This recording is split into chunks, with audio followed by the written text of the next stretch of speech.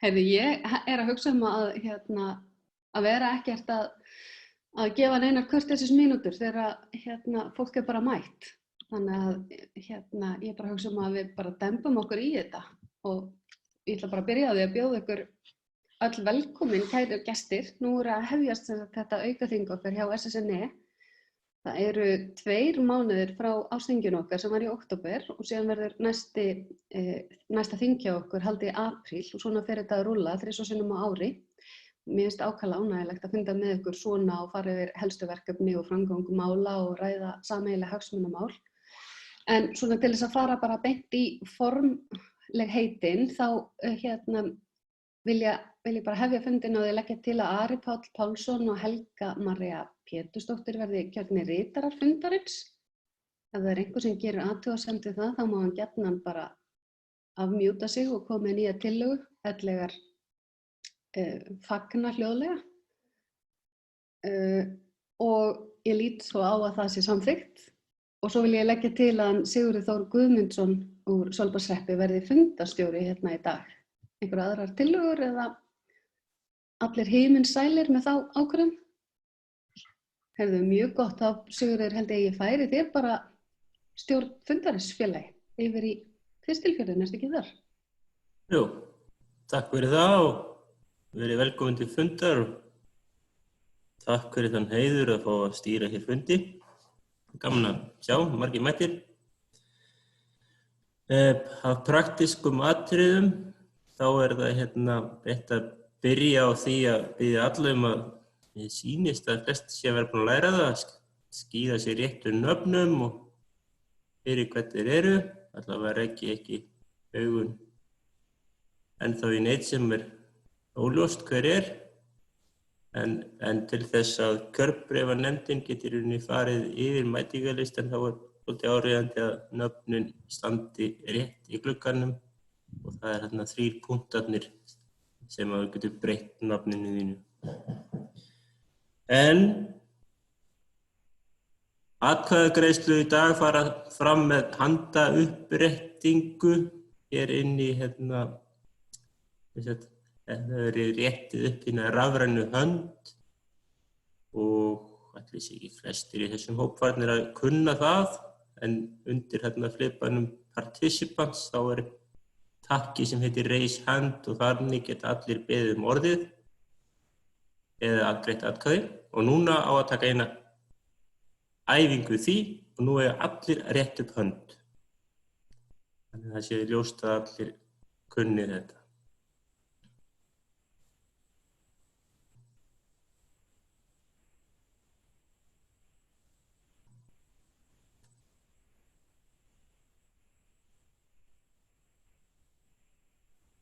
Já, það vantar margar hendur á loft.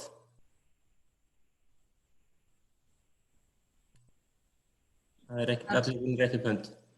Ég í símanum og ég að reyna að finna út úr þessu.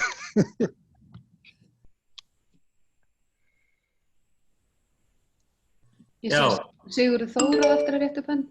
Já, og svo svo ég að breyta nafninu ykkar þannig að þeir sem eru með atkvæðisrétt, þeir eiga að hafa A fyrir framan nafnið sitt.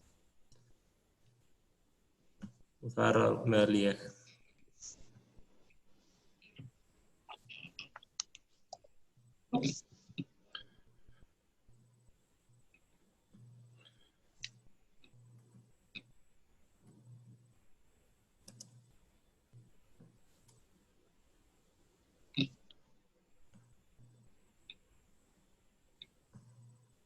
Þá þessari æfingu lokið.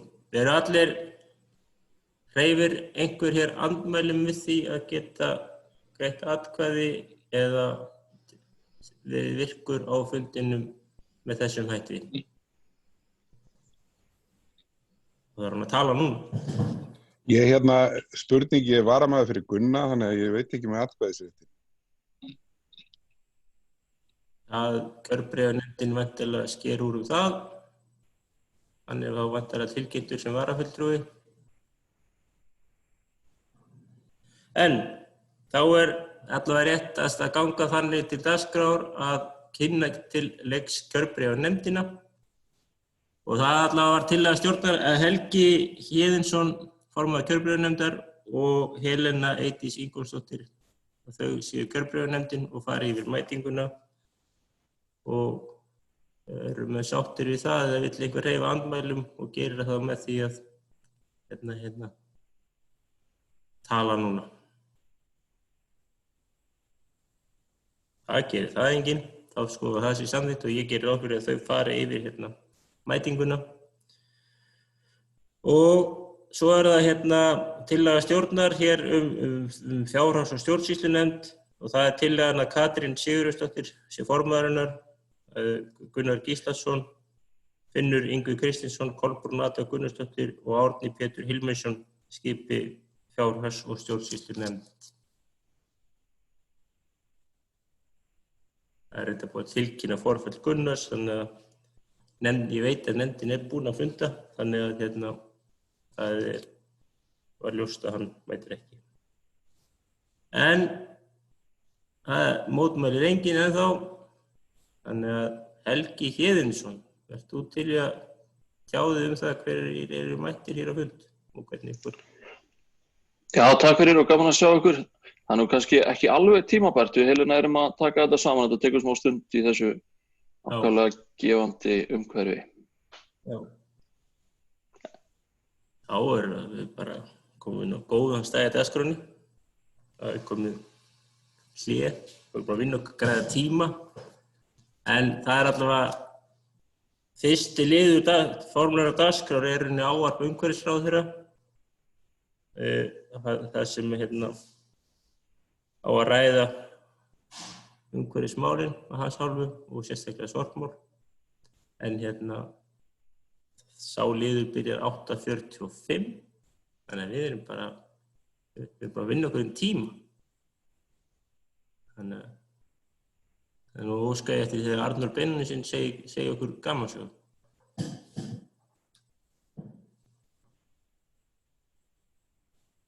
Hann þarf að afmjúta sig.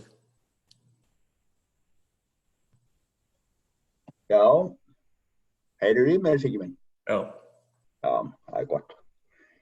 Ég kann nú enga gamansögu held ég. Það svona alveg mörkunum að sé komið fengitími, þannig að það lítið frjósemi í gangi. Þegar ég var ungur þá var ekkert farið út með hrút bara fyrir en jólin voru komin nær. En við systkinum fyrst fædd í ágúst.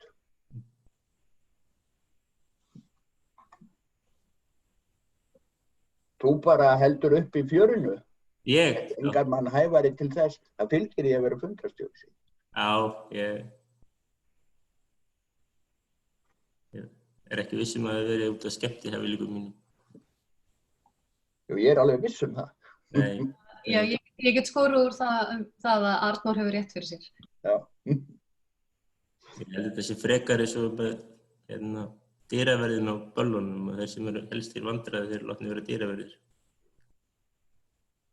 Já, þetta var ég aldrei dyraverður, en... Nei, þetta gott. En það bara, orðið laust svona framkvæmd fundarins meðan að við bíðum til niðurstöðu kjörbréfanefndar og sé kominn tími á að umhverfisráðherra mæti.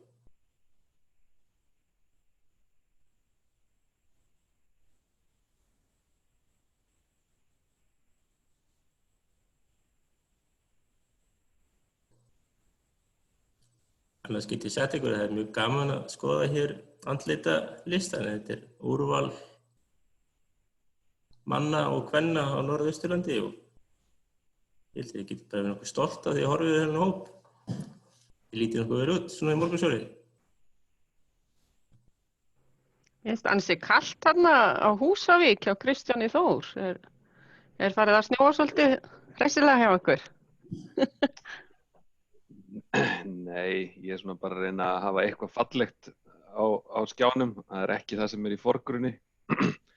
Ég held að gæti verið þannig að Sigurður hafi verið svo eini sem var ekki í bjórsmökkun í gærkvöldi og þess vegna síðan einmitt svona skemmtilegur upp á morgunin. Ég viðurkenndi að ég var mjög ánægður að þurfa ekki að stýra fundi í gærkvöldi allavega. Já, Ég skal nú alveg, ég get sagt þér það, Kristján minn, fyrst þú hefur ekki smekk fyrir sjálfur, en þú ert mjög fallegur maður.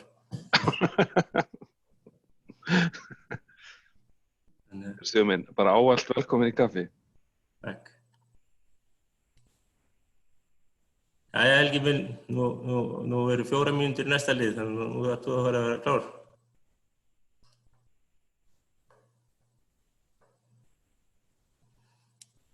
Já, ég legg til svona meðan við erum rétt að klára þetta að við kjósum bara miðhálendisþjóðgarð því við höfum 4 mínútur aukalega. Og þeir sem samþykkja vinsanlega Það ætla að styðja þessa tillögu, bara eitthvað svona létt á meðan við bíðum. Já. Bara slegið eina góða bókun og lesið hann upp í upphafi. Nei, við skulum ekkert missa fundin út í neitt rugl hérna. Við erum að fá virðilegan. Það er spurning, ég held að þetta sé nú svona það byrja að fæðast, Helena, hvað ert þú búin að telja marga A-fulltrúa hérna? Mínum talningum ber nefnilega ekki saman. Ég taldi fyrst 23 og svo til í 21. Er aðeins svona flögt á þessu, það kemur fyrir? Flögt á þessu.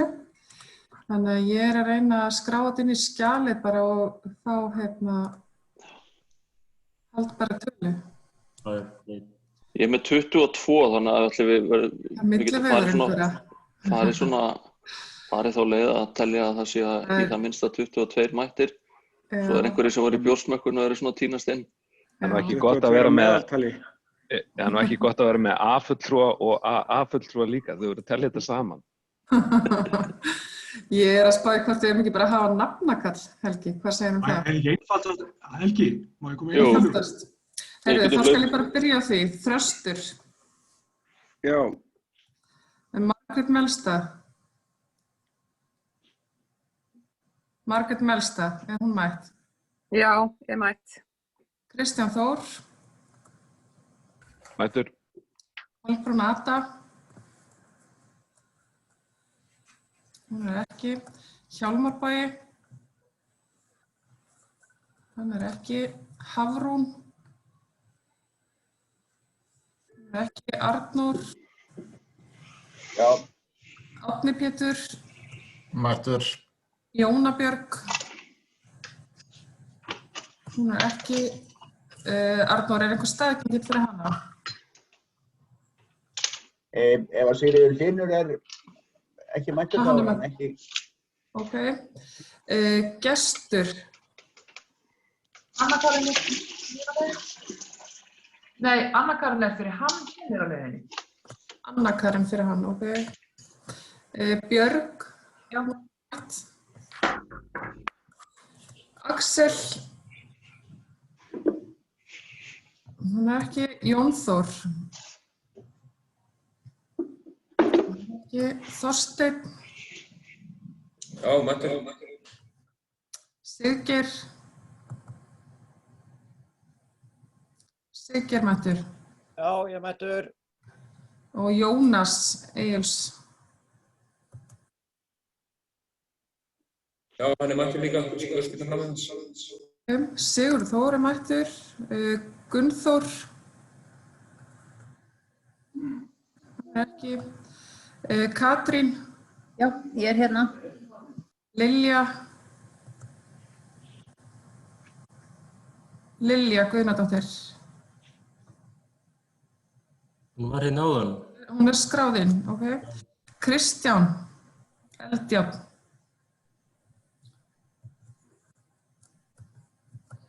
Helgadóttir. Mætt. Ingibjörg.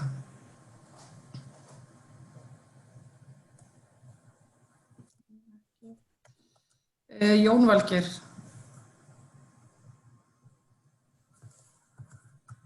Elías. Hann er mættur. Halla Björk. Rétt. Og Hilda Ján er mætt og Guðmundur Baldvin er mættur og Andri.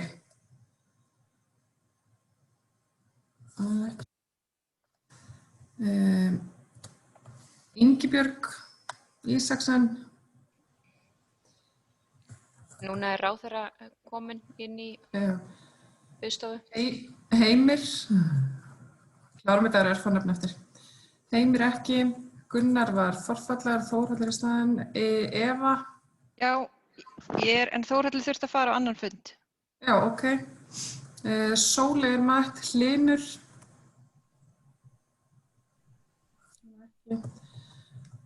Sveinn. Já. Og Hermann Ingi. Já. Og Ásta. Já, ég mætt. Já, og Jón Stefánsson. Mættur. Þá ég með 25 nöfn. Ég með 25 aðal og 1 vara. Já. 26, ekki. Passar. Þá getum við bara haldið áfram. Þá fundur lögmætur og við getum haldið áfram. Þannig að þakka kjörnefndinni fyrir og skilst að umhverfisráðherra Guðmundur Ingi sé mættur á fundinn. Má ég ekki bara hleypa það inn? Eftir honum inn endilega.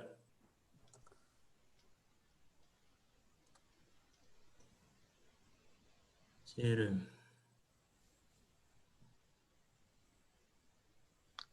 Ætti að vera gott dotnir inn. Ráðherra Guðmundur Ingi, ert þú mættur hérna til okkar? Já, góðan daginn. Góðan daginn. Velkomin til fundar til Samtaka sveitarfélaga Norðurlanda eystra. Ég bara gef þér orðið. Hér fullmætt og ég bíða með spenntir eftir að heyra í ráðherra, fjalla umhverfismálin og sérstaklega sorpmálin skils mér í dag. Þannig að gjörðu svo vel. Velkomin. Já, takk hérlega og takk fyrir að bjóða mér að koma og tala við ykkur umhverfismálin. Mér skildist svona að þetta væri helst úrgangsmálin en líka kannski aðeins að koma inn á líka samstarf ríkis og sveitarfélaga í umhverfismálum og koma aðeins inn á sóknaráætlanir landshlutana.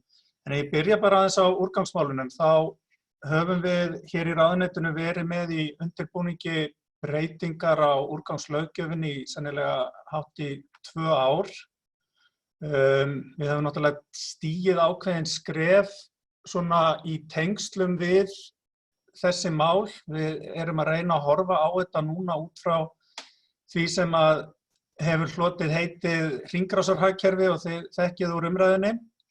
Það er að segja að reyna að koma á heildstæðu kerfi sem að tekur til úrgangsmála, tekur til betri nýtingar, betri hönnunar, allt frá fyrstu stigum þess að vara verður til og síðan betri nýtingar líka þegar kemur að því að úrgangur verður til og reyna að nýta hann sem efni við í frekari vöru eða þjónustu. Það er oft gott að taka dæmi af kannski góðu raftæki sem að endast í 30 ár miðað við þau sem að endast í 2 til 3 og maður hugsa til útvarpana sem að voru framleidd í gamla daga, þá endust þau endalaust virtist vera en GSM-símar virðast ekki hafa alveg jafn mikið endingartíma í dag eins og var með þessi tæki í gamla daga. Þetta er svona eitthvað svolítið sem við þurfum að reyna að breyta. Gerum það ekki einu Íslendingar en svona í heild sinni yfir heiminn. Og svo annað gott dæmi eflingu hringrásarhagkerfis til dæmis það að nýta lífrænan úrgang til þess að búa til moltu og nota í landgræðslu og skógrækt eða jafnvel sem áburði í landbúnaði sem hafa nú verið gerðar einhverja tilraunir með. En staða kannski úrgangsmálana í heild sinni á landinu, hún satt best að segja ekki nægjanlega góð þó svo að víða sé unnið gott starf. Ef við horfum á tölur yfir endurvinnslu hlutfall heimilisúrgangs, þá hann 30%, hefur verið svona þetta 28 til 30% á undanförnum árum, meðan að samkvæmt þeim markmiðum sem við höfum sett okkur og markmiðum sem að Evrópuríki hafa sett sér, að þá eigum við að vera í 50%. Þannig að þarna vantar talsvert mikið upp á og í rauninni erum við að urða allt of mikið. Endurvinna of lítið og urða of mikið.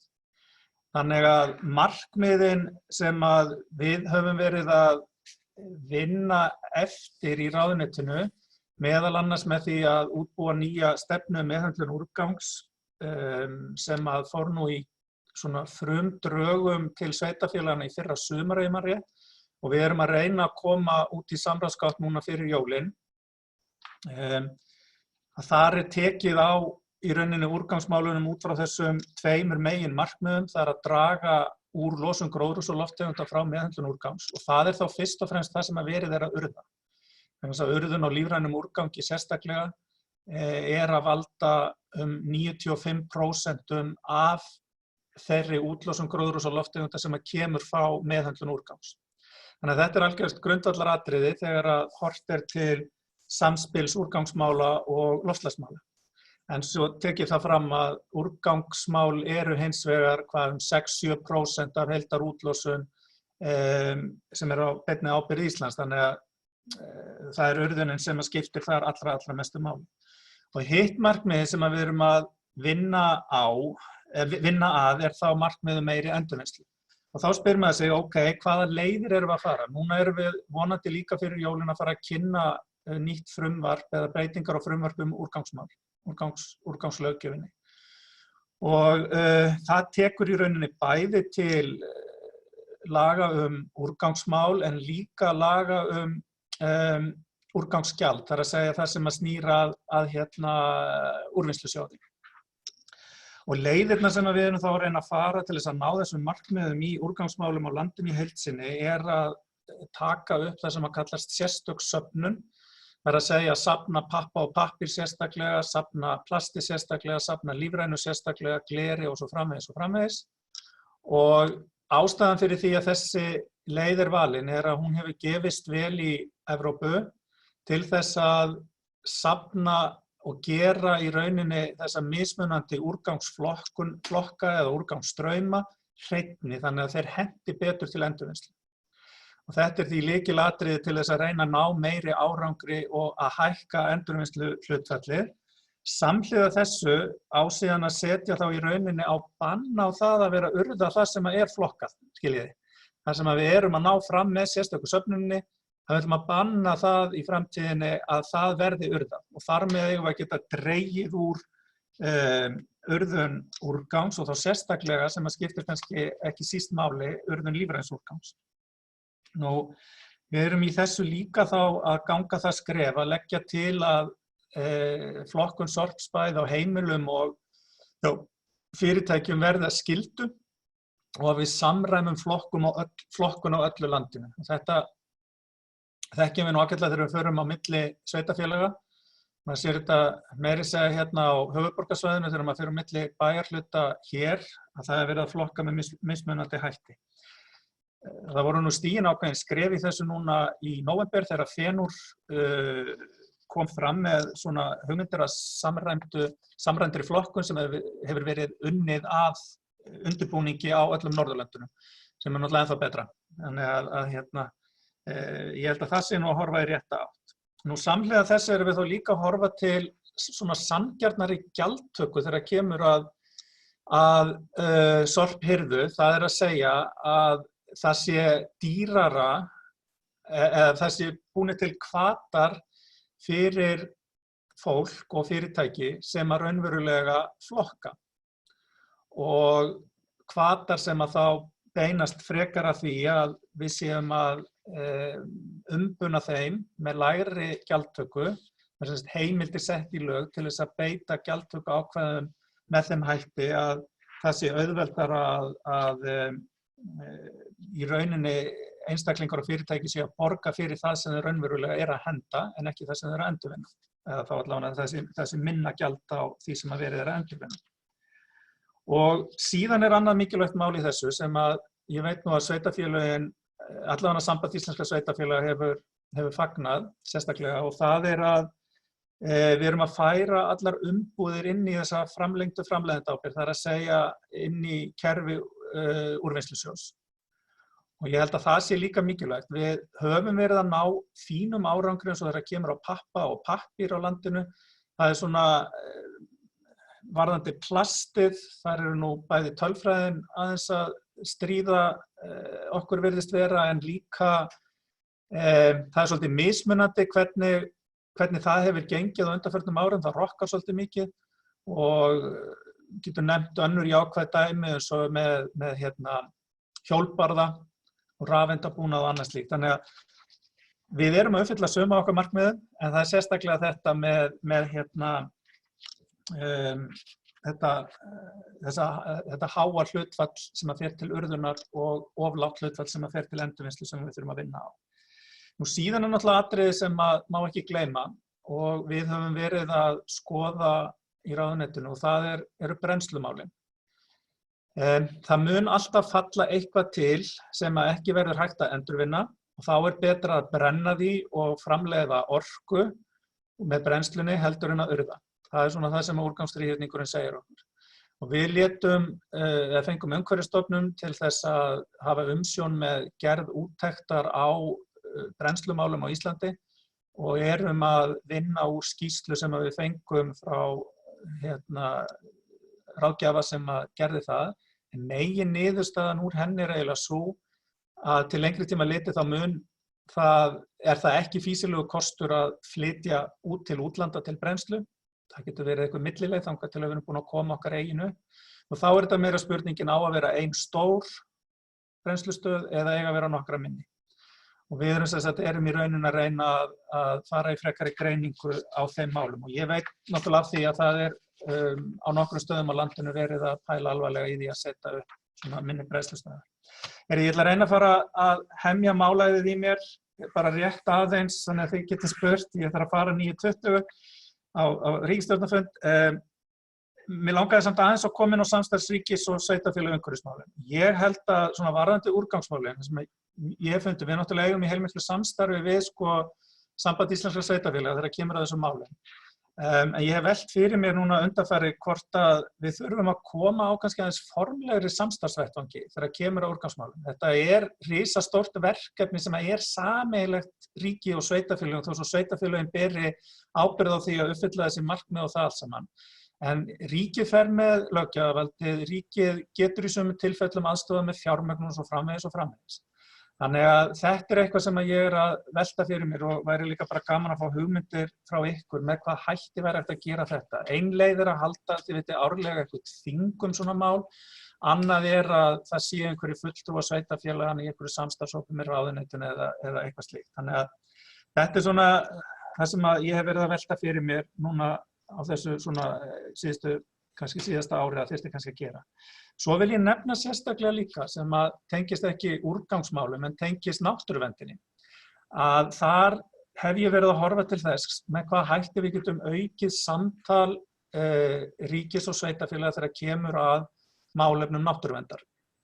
Og þið kannski sjáið það í frumvarpi til laga hálendisþjóðgarð núna að þar verið að gera ráð fyrir því að þetta samstarf ríkis og sveitarfélaga og fleiri hagsmunaaðila, líka ferðaþjónustu, bænda og útivistahópa og náttúruverndarhreyfingar sé í rauninni formgert þannig að það séu á hálendisþjóðgarði sé skipt upp í 6 rekstrarsvæði og þessum rekstrarsvæðum séu sérstök ráð sem að fara með stefnumótun á hverju svæði fyrir sig. Og þetta í rauninni draumurinn minn að geta komið náttúruverndinni í þetta form allstaðar á landinu. Þar sem að inn í svona umdæmisráðum á þessum rekstrasvæðum sitji fulltrúar sveitarstjórna og fulltrúar þessar helstu hagsmunahópa. Vegna þess að reynslan úr Vatnajökulsþjóðgarði, sama hvað umræðan nú svona stundum að mínum mati bjöguð sem að heyrist þann ágæta þjóðgarð, að þá hefur gengið vel að reyna að ná samstöðu allra helstu málin. Við heyrum alltaf vonaskarð, við vitum öll að það eitthvað sem hefur ekki nást samstæðum, en hvað þá með allt annað sem hefur verið gert í þessum þjóðgarði, sem bara ríkir tiltölulega mikil samstæða Og þetta módel sem mig langar að vinna meira með og var komin með inn í frumvarpi þjóðgarðastofnun sem verður reyndar ekki lagt fram núna. Þannig ég held að þetta sé framtíðin sem að tryggir formlega aðkomu heimafólks að stjórnun þessara auðlinda okkar. Og svo að því að það var punktur í því sem var borið undir mig hvort ég vildi ræða sóknaráætlanir landshlutana, þá vil ég bara þakka fyrir það hversu mikil áhersla komin á umhverfismál í sóknaráætlunum landshlutana og vil bara fá að hrósa ykkur fyrir það. Ég fylgist ágætlega með þessu og tek vel eftir þessu og þetta eitthvað sem algjörlega sko í takti við hringrásarhagkerfis hugsunina og í takti við loftslagsmálin. Bara flott hjá ykkur, öllum saman, alls staðar á landinu. Ég setti heilar 10 milljónir króna í sóknaráætlanir á þessu ári, 2020. Var alveg pingu ánægður með mig að það aldrei farið neitt, en ég vissi nú algjörlega að þetta væri ekki mikill peningur. Þetta var svona aðeins til þess að prófa. Og það hafa farið þá í gang á þessu ári verkefni sem einmitt tengjast hringrásarhagkerfi og úrgangsmálum. En ég að skoða möguleika á frekari fjármögnun til þess að styðja við þetta, en bend ykkur jafnframt á að við erum að fara í gang með á næsta ári styrki til nýsköpunar og til þess að þróa áfram aðferðir og koma upp aðstöðu til þess að stuðla að frekari endurvinnslun og flokkun sem að sveitarfélög og aðrir aðilar sem eru að vasast í úrgangsmálum muni geta sótt í. Þannig að ég svona aðeins að skoða það, það ígildi þess sem að sinna sóknaráætlunum eða vill maður setja kannski sérstaklega eitthvað meira líka í þær. En nú ætla ég ekki að hafa þetta lengra. Takk fyrir. Já, takk fyrir það Guðmundur. Ég sagði það ekki áðan en fundurinn tekin upp, bara svo við vita því. En orðið laust og núna við þurfum að nýta tíman þegar ráðherrann þarf að fara á eftir. En Hilda Jana, þú ert búin að rétta upp hönd og ég bið þá sem að vilja spyrja ráðherrann að nota rafrænu höndin og rétta hann upp. En Hilda Jana, gjörðu svo vel. Takk fyrir og takk kærlega fyrir að mæta til okkar. Ég kann ofsalega vel að meta það. Það voru nokkrir hlutir sem að mig langaði bara að nefna og það kannski í fyrsta lagi það að ég held að við finnum svolítið fyrir því á sveitarstjórnarstiginu að við erum svolítið að bíða eftir þessu sorpfrumvarpi til þess að geta haldið áfram. Vegna þess að við finnum svolítið vel fyrir því að við erum eiginlega kannski ekki reiðubúin að fara að gera miklar breytingar í okkar málum, jafnvel þó okkur dauður langi að gera alls konar breytingar af því að við viljum ekki fara síðan að eyða miklum fjármunum í að breyta því aftur í tengslu við samræming og þess að þannig mér langaði bara að hvetja þetta til dáða þar og vonandi náðu að koma því í umsagnarferli eða samráðsgáttina sem allra fyrst. Varðandi að því mér finnst mjög gott að þú nefnir þetta samstarf og samráð að því að samband sveitarfélaga auðvitað okkar vettvangur að hluta til en þar eru mjög fáir kjörnir fulltrúar sem að í rauninni koma að borðinu í gegnum stjórnina þar, ég man ekki hvort þeir eru 7, þannig að þetta eru, við eigum einn fulltrúa í okkar landshluta sem að en það mikil áhugi og á síðasta ársþingi þá var lagð gríðarleg áhersla á þessum fundi á umhverfismálin og eins og sérði í sóknaráætluninni þá hún ákveðin undirstaða og fólki langar til þess að fara í mörg verkefni bæði einmitt í samstarfi og það rætt fagráð umhverfismála innan SSNE, það alveg ofboðslega margir aðilar að vinna í þessum málum innan allra sveitarfélaga og síðan meðal ríkisstofnana og fólki finnst þetta svo umfangsmikið og flókið og gögnin ekki aðgengileg og mann langar til að setja mælanlega markmið og mælikvarða. Þannig ég myndi alveg hvetja til þess að skoða þann flöt til dæmis í gegnum þessa farveg sóknaráætlana. Ef þú skoðar þau markmið sem við erum að leggja fram, að þá einmitt eitt af þessu sem verið að skoða, mögulega þá í gegnum átaksverkefni og þá með fjármunum frá samgöngu- og sveitarstjórnarráðuneytinu og menntamálaráðuneytinu, að færa það af því að viljinn svo mikill hjá heimamönnum, að færa það þá í þann farveg til dæmis að geta stofna fagráð þannig að við náum að tengja fagaðila, safna gögnum, setja okkur mælanleg markmið því að við viljum ekki bara vera að ná árangri sem við getum ekki mælt. Það sama á við og kannski á það við þá þennan nýsköpunarsjóð þegar það hefur verið mikil áhersla á skoðun á líforkuveri á svæðinu og það vantar 20 milljónir til þess að fara í fýsileikakönnun á því hvort að það henti eða ekki. Á endanum skiptir engu máli hvort það heitir sóknaráætlun eða styrki til nýsköpunar eða hvað svo sem það er. Þetta verður lengi til umræðu og mikill vilji. Ég hveti bara til þess að skoða og sérstaklega núna þegar allir landshlutarnir eru komnir með svona mikla áherslu á umhverfismálin að þeir eru ein af stoðum okkar hvernig við viljum blása til sóknar og lítum á það sem umhverfismál sem sókn sem að einhvern tímann hefði nú talist til tíðinda. Að það hljómaði alltaf eins og eitthvað varnarbaráttu. Að koma svolítið að dansa með okkur í þessu held ég að sé óbúslega gott fyrir alla og að dansa með okkur í þessu þýðir bara peningar. Það þýðir að treysta okkur til þess að vera gerendur með ykkur á þessum vettvangi og eiga í þessu samtali og samstarfi. Mér finnst að það er allavega mikið ákall og ég held að okkur sé alveg treystandi til þess að gera góða hlut og myndum gjarnan vilja vinna í meira samstarfi. Já, takk fyrir það. Hilda. Hjálmar Bogi, þú ert búin að rétta upp hönd.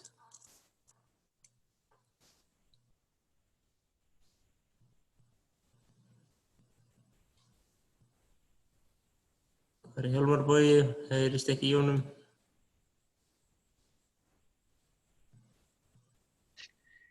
Ég var ekki að rétta upp hönd ég er að fikta við að breyta nafninu mínu, afsakið. En það hljótur nú fleiri að vilja spyrja ráðherra. Elías varpaði fram spurningu á chatinu, þú bara bera hana fram sjálfur.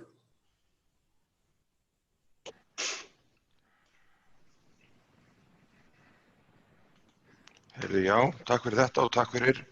Það var eiginlega bara pælingin hvort að þetta hefði á einhvern hátt verið kostnaðarmetið nú ef það var að fara að safna í mörgum áföngum í saman sorpi og þess aftar, þá hlýtur að fylgja því einhver kostnaður fyrir sveitarfélögin sem enda á íbúunum og fyrirtækjunum og eftir sem við kemur lengur út á landa þá verður þessi kostnaður meiri per kíló, þannig að mér langar að vita hvort að þetta hefði á einhvern hátt verið metið, hvaða áhrif þetta hefði. Takk. Sveinn Margeirsson. Já, takk fyrir það, takk Guðmundur fyrir kynninguna. Tek bara undir mjög margt sem þú nefnir og eins og þú þekkir, svo þetta manna best, þá er margt í gangi hérna í Skútustaðahreppi í þessum málum. Nú kom fram matvælastefna í gær sem að mér sýnist metnaðarfull á marga vegu. Það sem að hefur svona verið horft á kannski í literatúrnum og er að þróast heilmikið eru þessi sjónarmið annars vegar umhverfismála og svo hins vegar áhættumats og matvælaöryggis sem að er í sumum tilvikum að rekast á og hvetur til samþjöppunar í sumum tilvikum umfram það sem að kannski bæði byggðaþróun og umhverfismál gætu sagt að væri svona til skynsemisáttar. Hefur þetta verið skoðað eitthvað þá í samstarfi við atvinnu- og nýsköpunarráðuneytið hvort það sé ástæða til þess að taka sérstaklega tillit til segjum dreifbýlli svæða og annað slíkt þegar kemur að áhættumati matvæla og þá matvælavinnslu og þá beinna sölu til að mynda.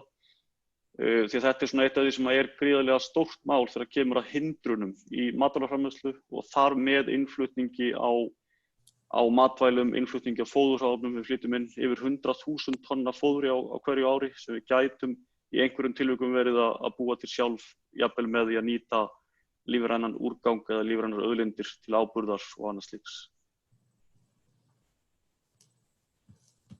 Já, Sveinn, skilst að Halla hafi sett fram spurningu hér á spjallinu.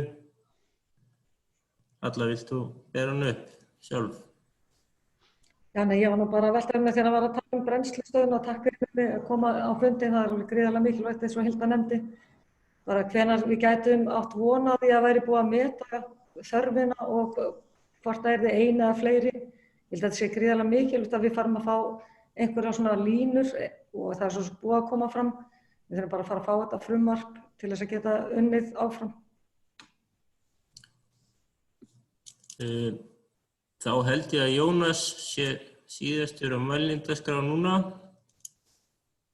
Jónas Egilsson, Langanesbyggð. Mælendaskráin er opin með Jónas talar en annars lokum við inn eftir það. Takk fyrir þetta Guðmundur, ánægjulegt að heyra þetta frá þér og ég veit að það er margt í bígerð hjá þér og hérna á Langanesinu eru hérna margar hugmyndir í gangi líka og þörfir mikil eins og gengur að gerist. Það sem að ég kemst og þetta er skilt því sem að Elías ræddi hérna áðan varðandi kostnað eða fyrir íbúana hérna dreifðari byggða því að það er alveg ljóst að það er ekki gerða sömu kröfur alltaf því til íbúa og þar lendir sveitarfélaga náttúrulega í dreifðari byggðum en hlutfallslega verður svo kostnaði miklu meiri. Ég er að tala um frárennslismál, ég er að tala um sorpmál og annað slíkt. Þetta er náttúrulega hlutur sem að Evrópusambandi gerir ekki ráð fyrir faktískt og það er bara spurningin hvernig við getum leyst þetta. Eða vegna þess að þetta eins og segi, hlutfallslega þessi kostnað miklu hærri hérna í dreifðari byggðum og kröfurnar séu saman. Þetta var sorpmál, þetta var frárennslismál. En að lokum vil ég bara fagna þessar útspili stjórnar SSNE og ég vil ekki segja viðsnúningi í því að samráði og samstarfi innan svæðis í umhverfismálum því að þetta er mjög mikilvægt eins og mikilvægur málaflokkur eins og við vitum öll til að við ættum að efla þetta samstarf en að því sögðu þá við hérna á norðausturhorninu með í bígerð skoðun í sorpmálum og við þurfum að taka samtali við Vopnfirðinga líka vegna þess að þeir eru okkar næstu nágrannar í raun og veru. Við þurfum eiga samstarfi þá þvert á þessi pólitísku landshlutasamtök og þannig að ég mun fylgja því eftir, við munum fylgja því væntanlega eftir til þín Guðmundur með erindi fljótlega á nýja ári en það er bara spurningin sem sagt þennan kostnað sem fellur á íbúa í dreifðari byggðum sem hlutfallslega meiri heldur en í þéttbýlinu. Takk fyrir. Takk fyrir það, Jónas. Ég held að Eva Hrund sé svo eina sem hafi beðið orðið, þannig að hún fær að vera síðust að spyrja ráðherrann. Já, sæl og takk með mig, gaman að sjá þig. Mér langar aðeins að koma inn á málefni sem að Hilda Jana minntist á. Það er lífmassaverið. Nú höfum við mörg hver haft mikinn áhuga á að skoða það verkefni og koma því áfram. Við höfum nú þegar sett smá peninga í það úr sóknaráætlun, en þetta er risastórt verkefni. Þannig að mér langar eiginlega bara að spyrja þig beint út hvort að þetta verkefni veki þinn áhuga, hvort að þú tellir að við séum á réttri leið út frá þeirri stefnu sem þú ert að setja með því að fara með þetta verkefni áfram. Því að við teljum í rauninni þá að við þurfum að fá fjármagn einhvers staðar og við erum búin að sækja Vistorka er búin að sækja hin á þessa sjóði eins og Rannís og Tækniþróunarsjóð en fær nei þar sem að nýsköpunin er ekki talin vera nægileg til að það verkefni fari í gegn. Þannig að fjármagnið þarf að koma einhvers staðar annars staðar frá. Þannig að mér langar bara að spyrja þig beint út, hefðir þú áhuga á að setja fjármagn í það verkefni þannig við gætum allavega gert greiningu á því hvort þetta væri arðbært fyrir okkur og við gætum farið af stað því að þetta verkefni einhvern veginn kemst ekkert áfram eins og staðan er núna og það finnst okkur ægilega slæmt þannig að annarkvort vil ég þá bara ef að þetta er ekki sín stjórnvalda að það verði farið þessi vegferð, að við þá bara hættum að hugsa þetta verkefni því að það hefur gríðarleg vinna og orka að fara í þetta verkefni hjá okkur, eða þá við sjáum vilja í verki og stjórnvöld komi með fjármagn til þess að hjálpa okkur að fara af stað í þessa vegferð. Já, takk fyrir það. Þá Guðmundur, nú færðu þú orðið. Takk fyrir kærlega. Ég segi nú bara alltaf gaman að hitta gamla skólafélaga Við Eva erum skólasystkini úr Emma þannig að við ætlum ekki að fara að rifja upp allar sögurnar, þeir eiga nú ekki allar við hér. En takk fyrir þessa umræðu, hún er mjög fín. Ef ég byrja bara á brennslumálunum að þá ríkið mun ekki eitt taka neinar ákvarðanir í þeim málum vegna þess að úrgangsmálin eru á ábyrgð sveitarfélaganna. Þannig að okkur finnst við ekki verið í þeirri stöðu að geta tekið ákvarðanir það. En það sem við viljum gera eftir að hafa látið þessa úttekt fara fram er að kalla að borðinu þá aðila sem hafa verið að pæla í brennslulausnum á landinu og Samband íslenskra sveitarfélaga og einkaaðila sem hafa áhuga á því að fara í svona til þess að reyna að móta áfram með hvaða hætti verður þetta gert skynsamlegast. Því að við verðum líka bara að horfa til þess að við erum fámenn þjóð og við höfum ekki þörf fyrir 10 brennslustöðvar. Það er bara ekki þannig og það væri óskynsamlegt að fara í slíka fjárfestingu.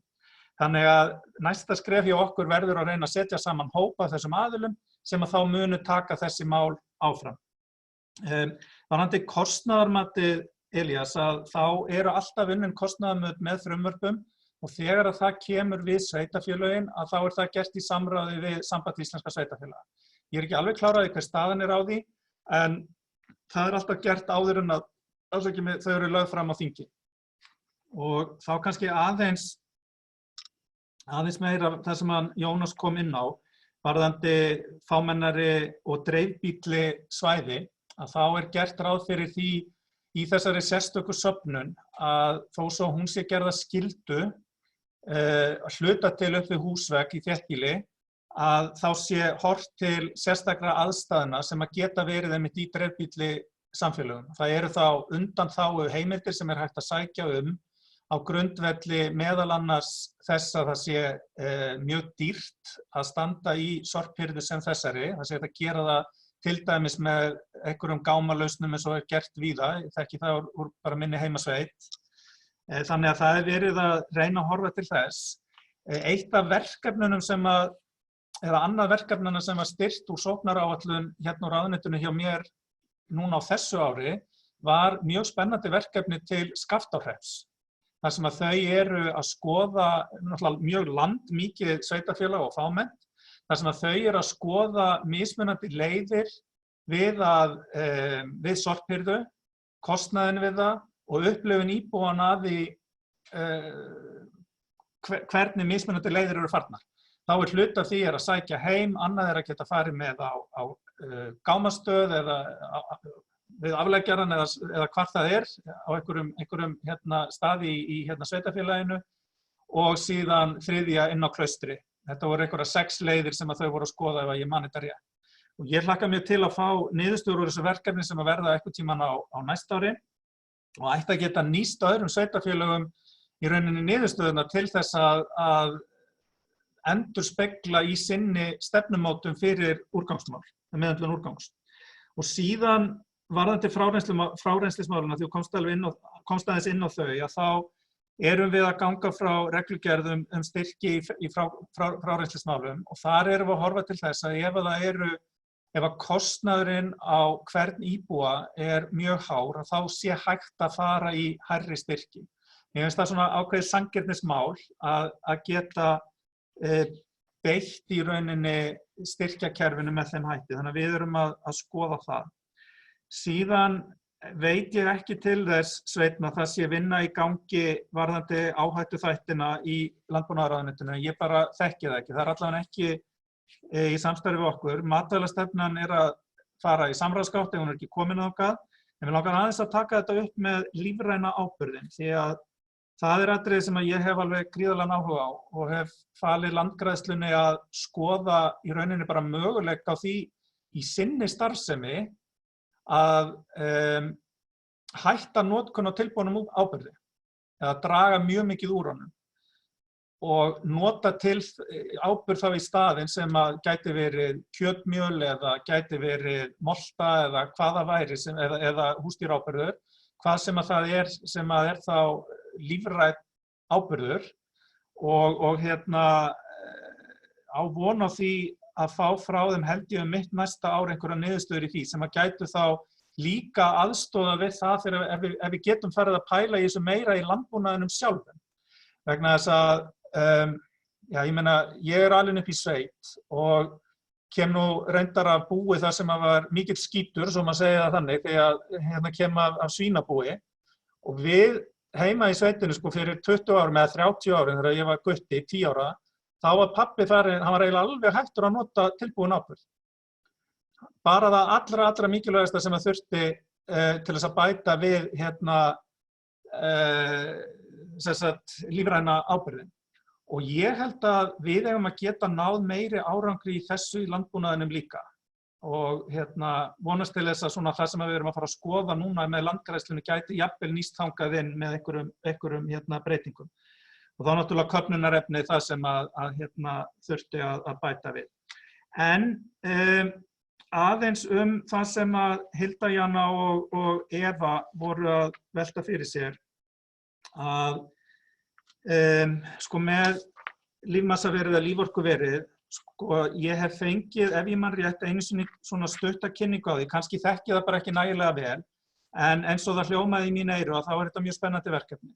Og það akkurat þetta sem við erum að fara að reyna að gera núna með aukið fjármagn inn í hringrásarhagkerfið á næsta ári. Við erum að fá 400 milljónir á næsta ári aukalega í hringrásarhagkerfið. Þá erum við komið með 0,5 milljarð á ári sem að mun opna upp á styrkjamöguleika, ekki bara til nýsköpunar, heldur líka til þess að reyna að ýta hlutum áfram. Hvort að þetta verkefni passar þar inn bara get ég ekki sagt til akkurat núna, en bara vonandi. Bið kannski hann Guðmund Ingvarsson sem með mér hérna fundin úr ráðuneytinu aðeins að taka bolta núna þegar ég fer og hann getur aðeins sagt eitthvað betur frá þessu. En ég skil alveg þennan skort á í rauninni fjármagni í verkefni sem að hafa kannski ekki klára nýsköpunarvinkil. Þess að stundum eru bara verkefni þannig að það þarf bara fjármagni í að koma þeim í gang.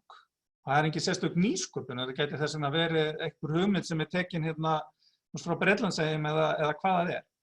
Þannig að við skulum ekki útiloka neitt í þessum málum. Svo að því að Hilda Jana, ég held hún að vera að bjóða mér upp í dans, þá verði ég að viðurkenna að ég er ekkert rosalega góður dansari, ég er svona einn af þeim sem að stíga á tærnar á fólki. En ég er mjög svo til í að dansa samt sem áður við ykkur í úrgangsmálum og fleiri málaflokkum. Ég bara hef reynt að leggja á það mikla áherslu að eiga í góðu samstarfi við sveitarfélögin og ég held að þrátt fyrir umræðu miðhálendisþjóðgarð núna undanfarna daga, þá verði ég að segja að ég held að ég hef átt í mjög miklu samstarfi við sveitarfélögin það verkefni, heimsótti hverja einustu sveitarstjórn og átti síðan í framhaldinu 3 fundi allavega á Suðurlandi og Norðurlandi vestra með fulltrúum sveitarstjórna í framhaldinu. Ég held að fáir ráðherrar hafi nú reyndar átt í svona miklum beinum samskiptum við kjörna fulltrúa sveitarfélagana í einhverju einu máli. Svo ég fái nú aðeins að ranta þetta og þessa umræðu sem hefur verið í gangi. Ég verður nú fyrirgefa með það. Maður er nú bara mannlegur eftir allt saman. Já, ég verði eiginlega að fara, en ef að Gummi sem er með mér væri til í að koma aðeins betur inn á þetta sem að spurningar Evu og Hildu Jönu. Gummi, ertu til í það? Ertu þarna, Gummi minn? Já, góðan daginn. Já, ég er hér. Já, það er ekkert mál. Ég ætla að fá að kveðja, bara kæra þakkir. Við þakkum þér fyrir vera hérna. Bless, gangi ykkur vel. Hvað segir Guðmundur, vilt þú bæta við það sem ráðherrann var að segja okkur? Eða átti eftir ósvarað? Já, mér langar kannski, það var svona 2 atriði sem mér langar að koma inn á. Annars vegar varðandi þetta fjármagn, eins og ráðherra benti á, þá er í bígerð bara beinir styrkir sem að ráðuneytið mun þá úthluta og gert ráð fyrir að það veri gert árlega og við köllum þetta styrki til grænna nýsköpunar en skilyrði að það sé mikil nýsköpun í verkefnunum, hún er nú kannski, það er ekkert gerður sérstaklega mikill áskilnaður það, þannig að þessi styrkir eru þá líka hugsaðir til þess að bara styðja við tækjakaup til endurvinnslu á úrgangi eða styðja einmitt líka við uppsetning á sérstakri söfnun úrgangsflokka. Þannig að þetta er svona til stuðnings við þessa framtíðarsýn sem að ráðherra kom inn á í málaflokknum, að það er þessi aukin flokkun, aukin endurvinnsla, minni urðun. Þannig að það er svona hugsunin með því. Svo langaði mig líka að koma inn á, ég held að ráðherra hafi ekki nefnt það sérstaklega, en það er varðandi með kostnaðinn við sérstaka söfnun úrgangsflokka. Ég held að ráðherra hafi svarað ágætlega varðandi kostnaðarmatið, en mér langar líka að nefna að framleiðendaábyrgðin er mjög mikilvæg held í þessu sambandi og það er gert ráð fyrir að framleiðendaábyrgðin hún muni greiða fyrir sérstaka söfnun á þeim úrgangsflokkum sem að heyra undir það kerfi, sem er þá eins og ráðherra nefndi, það verða allar umbúðir fara undir framleiðendaábyrgð, en svo verða líka tiltekna plastvörur sem að munu fara undir framleiðendaábyrgð. Já, ég held að þetta sé svona kannski þessi 2 atriði sem ég langaði að bæta við.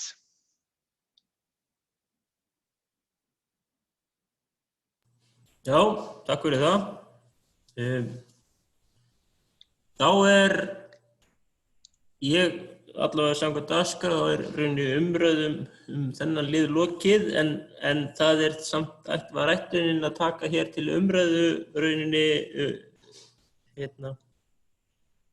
fagráð umhverfismála og var það ekki Hilda formaður. Nú ég búinn að vera svo önnur gaman að fylgjast með hver ætlar að taka til máls. Nú já, það var það ekki að við ætlum að ræða núna. Ég kem með það inn á það í ræðu minni á eftir. Það ekki? Já. Já. Þannig að þá ætla ég allavega klukkan, við eigum 4 mínútur eftir af þessu lið og þannig að það ef einhver telur eitthvað ósagt undir honum þá tækifæri núna og meðan við höfum Guðmund þarna sem gæti mögulega svarað einhver ennþá. Ert þú að rétta upp höndi, Eva? Já, mér langar bara að spyrja Guðmund með þennan sjóð, verður þetta eitthvað auglýst eða hvernig myndum við bera okkur að sækja í þetta fjármagn? Hvað svo Guðmundur? Já, það er bara, ráðuneyti mun bara auglýsa, gert ráð fyrir þetta sem sett upp þannig að ráðuneyti auglýsi árlega eftir umsóknum styrki og það núna bara í undirbúningi uppsetning á þessum skilyrðum og reglum þessar úthlutanir. Þannig að ég geri ráð fyrir að styttist bara í það að þetta verði auglýst í fyrsta sinn. Sveinn, gjörðu svo vel. Já, kannski bara benda á tvennt í þessu samhengi. Annars vegar þá var markáætlun Vísinda- og tækniráðs umsóknarfrestur núna í haust og Skútustaðahreppur, Þingeyjarsveit og Vestmannaeyjabær tóku nú öll þátt í því sem sveitarfélög að senda þarna inn umsókn.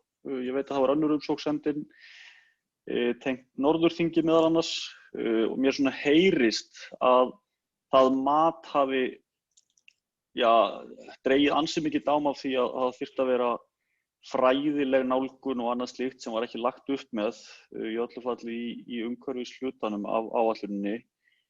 Ég veit að þetta er skoðunar í atvinnu- og nýsköpunarráðuneytinu og myndi svona vilja að benda á það að það er mjög nauðsynlegt ef menn setja upp áætlanir að hugur fylgi máli í þessum atriðum.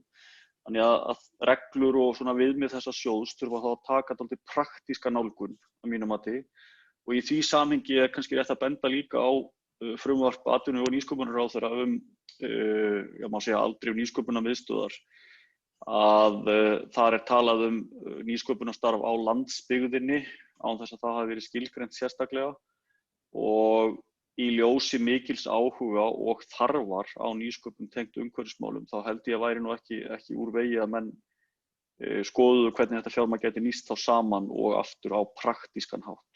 Það er alveg ljóst að svona rannsóknainnviðir eru ekki af sama skala á Norðausturlandi þó þeir séu sterkir á margan hátt eins og kannski í Vatnsmýrinni og það er ekki kannski skynsamlegt í uppbyggingu á staðbundnu hringrásarhagkerfi að þekkingaruppbyggingin sé fyrst og fremst í Vatnsmýrinni.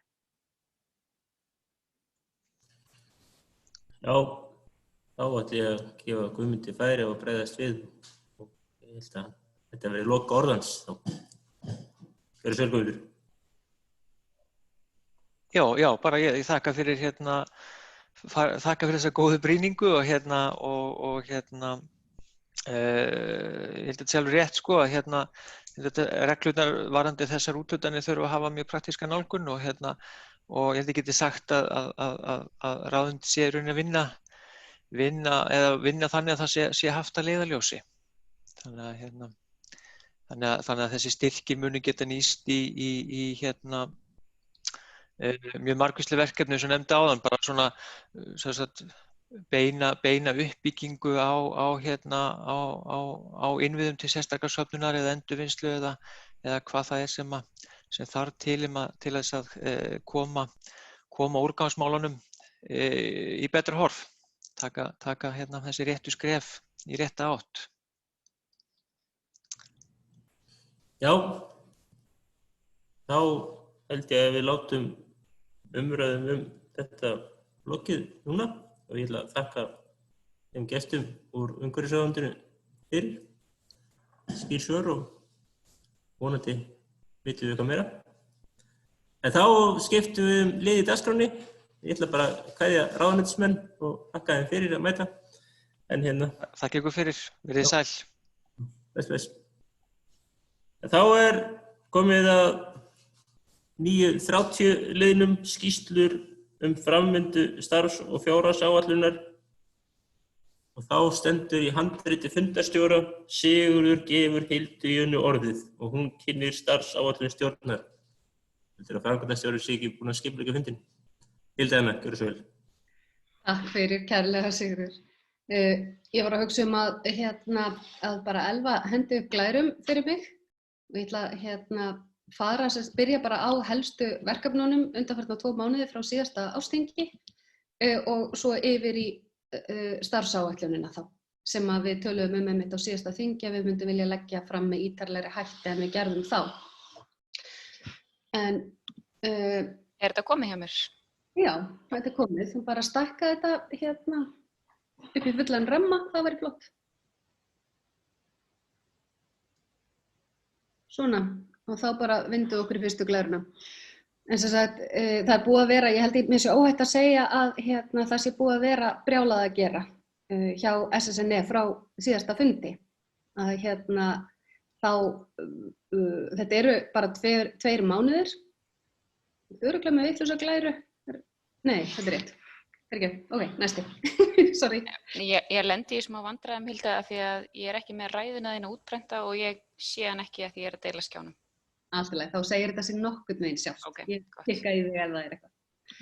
En sem sagt, stærsta einstaka verkefni frá fyrir 2 mánuðum innan SSNE hefur verið snúið að uppbyggingarsjóði, þar sem var sérstaklega mikið lagt upp á því að hvetja athafnafólk úr öllum aðildarsveitarfélögum SSNE til umsókna. Og það er metfjöldi umsókna og það er alveg ljóst að það er mikið og krefjandi verk fyrir höndum hjá úthlutunarnefnd.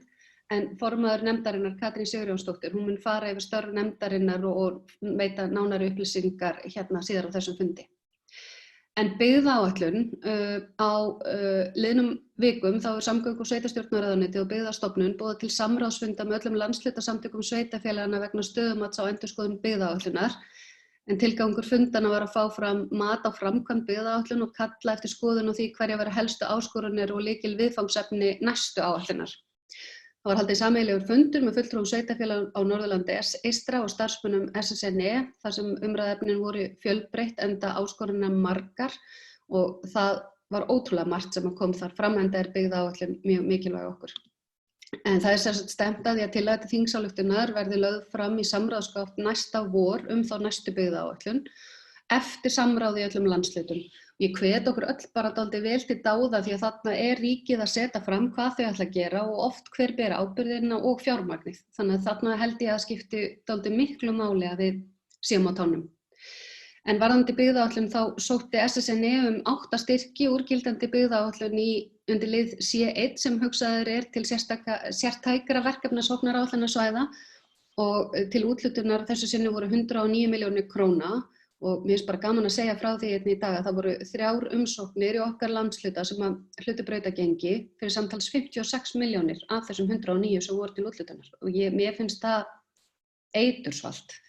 Þessi verkefni eru hraðið, uppbygging frumkvöðlaseturs á Húsavík sem fekk 19 milljónir króna, Friðlandsstofa Andir í Friðlands Svarfdæla í Dalvíkurbyggð sem fekk 35 milljónir króna til 3 ára og svo gróðurhús í Öxarfirði sem fekk 2 milljónir króna. En aðeins að sameiginlegum hagsmunum svæðisins. Frá síðasta ársþingi þá að vera haldnir nokkrir samráðsfundir, bæði þá SSNE starfsmanna og fulltrúa sveitarfélaganna, bæði sveitarstjórum og kjörnum fulltrúum, meðal annars með Íslandsstofu og ég held að geta alveg verið spennandi að sjá hvernig samstarf milli Íslandsstofu og SSNE geti gagnast okkur ekki síst á atvinnuþróunar hliðinni og að sækja til okkur verkefnin á svæðið. Við fengum líka kynningu frá fulltrúum fasteignafélagsins Bríetar sem kynntu starfsemi sína fyrir starfsfólki og fulltrúum SSNE. Það var haldinn sameiginlegur morgunverðarfundur sjókvíaeldi á Austfjörðum SSNE-stjórnin, hún fundaði síðan með SAMNOR sem eru samtök framhaldsskóla Norðurlandi eystra og mér finnst það ákveðið fagnaðarefni að SAMNOR og SSNE hafa ákveðið að stilla betur saman strengi og vinna saman. En við ræddum einnig fjárhagsstöðu framhaldsskólanna á okkar svæði og bókaði stjórn vegna fjárlaga þar sem að stjórn SSNE mótmælti því harðlega að framhaldsskólar á Norðurlandi eystra beri verulegan skertan hlut frá borði í fjárlögum 2021 sem miðað við aðra framhaldsskóla landsins. Þeir raða sér nefnilega í neðstu sætin ef maður skoðar prósentuhækkanir milli ára. Mér finnst það reyndar alveg óskiljanlegt. En við lögðum bara áherslu á að framhaldsskólarnir gegni mikilvægu hlutverki í landshlutunum og skipti sköpum fyrir lífsgæði og menntun og skoruðum á ríkisstjórn að standa ekki aðeins vörð framhaldsskólana, heldur skapa þeim svigrúm til að sækja fram. Það sem mér fannst áhugavert þegar við vorum að skoða framhaldsskólana var að bera saman að þessi 5 framhaldsskólar sem eru á okkar starfsvæði eru mjög svipuð eining að stærð og umfangi eins og Háskólinn á Akureyri. Þeir eru sambærilegur fjöldi starfsmanna, nemenda og fjármuna. Mér fannst það svona einhvern veginn setja það í samhengi hvað þetta eru gríðarlega miklir hagsmunir sem að framhaldsskólarnir okkar eru okkur á þessu svæði. Við töluðum reyndar líka þjóðaratkvæðagreiðslu vegna flugvallarins í Vatnsmýrinni og stjórn bókaði að hún legði áherslu á mikilvægi þess að miðstöð innanlandsflugs verði áfram óskert í Vatnsmýrinni þar til annar eða betri kostur hefur verið tekin í notkun. Og eins og var nú nefnt áðan þá ræddum við líka þetta frumvarp opinbera stuðning við nýsköpun eða þetta ferli að leggja niður nýsköpunarmiðstöð. En þetta frumvarp ráðherra liggur núna fyrir. Við höfum rýnt þetta frumvarp og átt í samtölum og eftir það ferli þá sá stjórn SSNE ástæðu til að bóka óánægju sína og ég ætla að fá bara að lesa fyrir ykkur bókunina af því ég mun eiginlega leggja það til að aukaþingið muni álykta þetta með sambærilegum hætti og stjórn gerði til að leggja svolítið þunga á þetta vegna þess að mér finnst þetta bara virkilega alvarlegt hvað virkar eins og þetta frumvarp sé eftir á hugsun hvað ég að gera út á landi. Mín upplifun svo að það bara mjög skýr sýn hvað ég að gera í Vatnsmýrinni og eins og var nefnt einmitt á annan sveit Margeis að þá var bara búið að ákveða það og vinna með Háskóla Íslands og Háskólanum í Reykjavík, ekki öðrum háskólum landsins og svo hefur verið bætt við fullt af setningum sem hétu efla nýsköpun á landsbyggðunum án þess að útfæra það með nokkrum einasta hætti hvorki hvað eigi að gera eða fjármuni eða annað. Ég bara hef virkilega áhyggjur af þessu auk þess sem að starfsmenn nýsköpunarmiðstöðvar, við vitum ennþá ekki hvað verður það. Það er talað að segja þeim ekki upp heldur þeir verði starfsmenn annaðhvort mennta- og menningarmálaráðuneytisins eða atvinnuvegaráðuneytisins.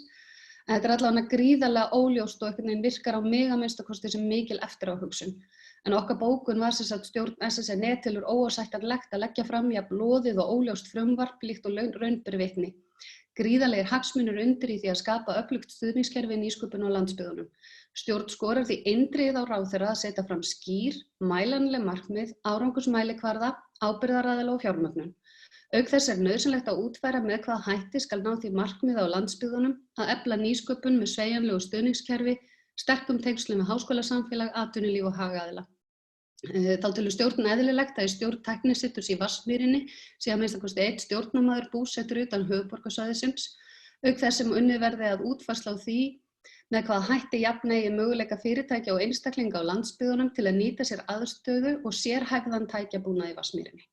En ég sem sagt mun leggja það fram á eftir að aukaþingið samþykki sambærilega bókun ef að þið eru á sama máli. Töluvert mikið rætt áfangastaðastofur og Eyþór, framkvæmdastjóri, hann mun fara aðeins yfir það mál á eftir sem er ansi áhugavert og töluvert breyting eða nokkur breyting.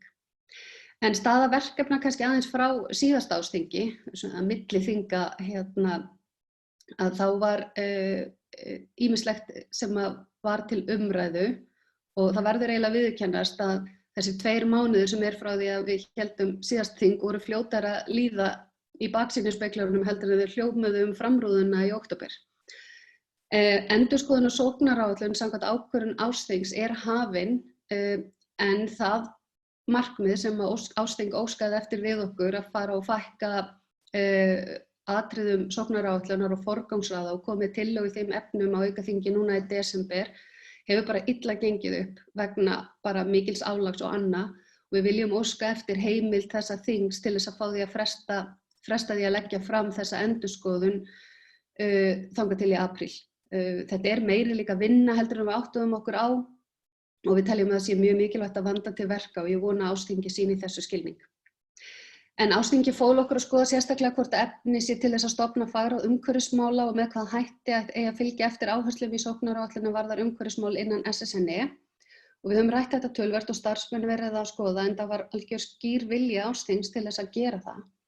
Á stjórnarfundi síðastliðinn miðvikudag þá var samþykkt að óska eftir því við að aukaþing myndi samþykkja að skipa undirnefnd umhverfismála og veita stjórn heimild til að skipa hana innan mánaðar og þá í samstarf og samráði við sveitarfélögin. Við óskuðum síðan eftir því að fá einmitt Mumma hérna inn til fundar til að ræða við okkur og horfa þá meðal annars til þessa fjármagns og sóknaráætlun og þetta frumvarp í sorpmálum. En það líka verið að skilgreina og stjórn vinnur að því hvaða mögulegu verkefni í umhverfismálum getur verið farvegur í gegnum átaksverkefni og ég ræði það hérna bara aðeins rétt á eftir betur. Varðandi áhersluverkefnin, þá fyrirhugað að 54 milljónir fari til átaksverkefni sóknaráætlunar á Norðurlandi eystra 2021. Þegar við verðum búin að klára þessa endurskoðun og forgangsröðun og einföldun á sóknaráætlun, þá held ég að það verkefni og svo vinna við að ákveða hvaða verkefni séu áhersluverkefni verði mun einfaldari. Það ætti eiginlega að vera svolítið leiðarljós okkar í hvað viljum við að peningarnir fari. Þannig að þegar þetta svona mikið, þá valið einmitt svo mikið eins og kannski ástæða þess að Norðurþing hvatti okkur til þess að einfalda þetta. Þannig að ég vildi koma því kannski aðeins að, en mig langar líka að nefna það að í fyrradag þá fengum við þar upplýsingar að meirihluti á þingi sé búin að gera tillögu að breytingu á fjárlagafrumvarpinu sem felur í sér 100 milljóna króna tímabundið framlag til að styrkja framlög til sóknaráætlana sem eiga að nýta annars vegar til viðspurna á svæðum þar sem ferðaþjónusta hefur verið fyrirferðarmikil og hins vegar á svæðum sem glímt hafi við einhæft atvinnulíf og fækkun starfa. Mér langar líka að lesa aðeins hérna því mér finnst það skemmtilegt. Það segir nefnilega þarna að sóknaráætlanir landshluta hafi sýnt sig sem öflugt fyrirkomulag við að vinna að nýsköpun og atvinnuþróun vítt og breitt landið. Landshlutasamtök sveitarfélaga hafa staðið vel undir þeirri ábyrgð sem fylgir umsýslu fjármuna og framkvæmd sóknaráætlanasamninga og fylgja þau skýru og skilvirku verklagi við ráðstöfun fjármuna. Á yfirstandandi ári hafa verið veittar aukalögum 200 milljónir króna til verkefnisins og hafa þeir fjármuni nýst vel til viðspyrnu á tímum heimsfaraldurs kórónuveiru. Ég vona að þessi tillaga þá meirihlutans ná bara fram að ganga. Við vitum þó ekki ennþá hversu miklu peningar eða fjármunir koma inn á okkar svæði. En mér finnst tillagan hins vegar bæði góð, mikilvæg og hvatning þó ég hefði auðvitað alltaf vilja sjá meiri peninga. En þá aftur að áhersluverkefnunum sjálfum, sem eru þá kannski á næstu glæru, að stjórn og starfsfólk hafa kannski í samræmi við sóknaráætlun og áskoranir Ásþings hafi undirbúning að verkefnum sem að stjórn telur að gæti komið til greina sem áhersluverkefni. Ég vil nefna þau bara hér. Það til dæmis velferðartæknin, þar sem við erum að skoða mögulega samvinnu við SSNVAF og mögulega fjármuni þaðan og hvort það væri hægt að horfa til átaksverkefnis í því samræmi við það sem við fengum upplýsingar á síðasta ársþingi og leggja grunn á áframhaldandi vinnu á þeim vettvangi. Það hefur verið rætt mögulega matvælaklassa og í því samhengi hefur verið töluvert samstarfið og samtal við Matís og þær viðræður standa enn yfir og ekki komin einhver útfærsla en það svona eitt af því sem til skoðunar. Ásþing var mjög skýrt með sína áherslu á umhverfismálin og stjórn og starfsmenn horfa til þess núna við undirbúning áhersluverkefna og starfsins innan SSNE. Starfsmenn eða starfsmaður fór yfir, svona í fyrstu yfirferð starfsmanna SSNE var svona helstu niðurstöður að það þyrfti almennt meiri vinnu fleiri aðila til að ákveða hvaða markmiðum skuli stefna í sóknaráætlunum. Þessi upplýsingaöflun virðist vera flókin og það verið að vinna málum á mörgum stöðum, lítil samhæfing og mögulega tvíverknaður.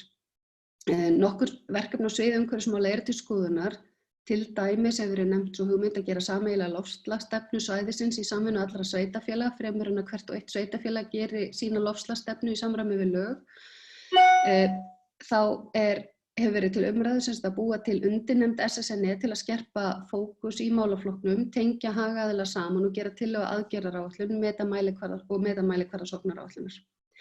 En það hefur líka verið til umræðu hvort að gera þetta skýrslu kolefnisfótspor landshlutans til að ná utan heildarlosun og markmiðasetningu, auk þess sem rætt hefur verið fýsileikakönnun á líforkuveri. En kannski meðan við umræðurnar hérna áðan, þá kannski ættum við að beina hluta til dæmis þessu líforkuveri og einhverjum hluta inn í þennan farveg sem ráðherra var að nefna áðan varðandi þennan sjóð sem ágreinilega undirbúa fljótlega. Við getum þá náttúrulega bara undirbúið umsókn með því að svona safna okkur saman í lið með því.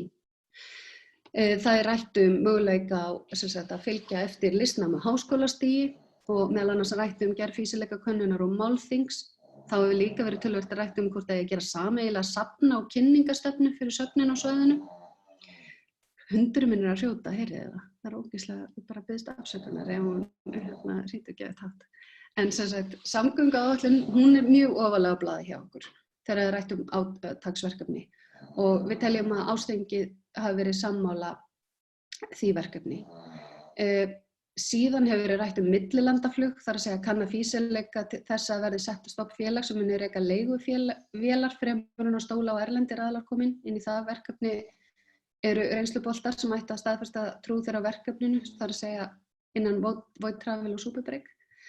Þá hefur líka verið nefndur áhugi á áhersluverkefni í nýsköpunarpakka sem að geti til dæmis falist í hröðlum, námskeiðum og kynningum á nýsköpunni í landshlutanum. En það má geta þess að SSNE er með verkefni sem að kallast Ratsjáin í gangi í samstarfi við Íslenska ferðaklassan og Rata.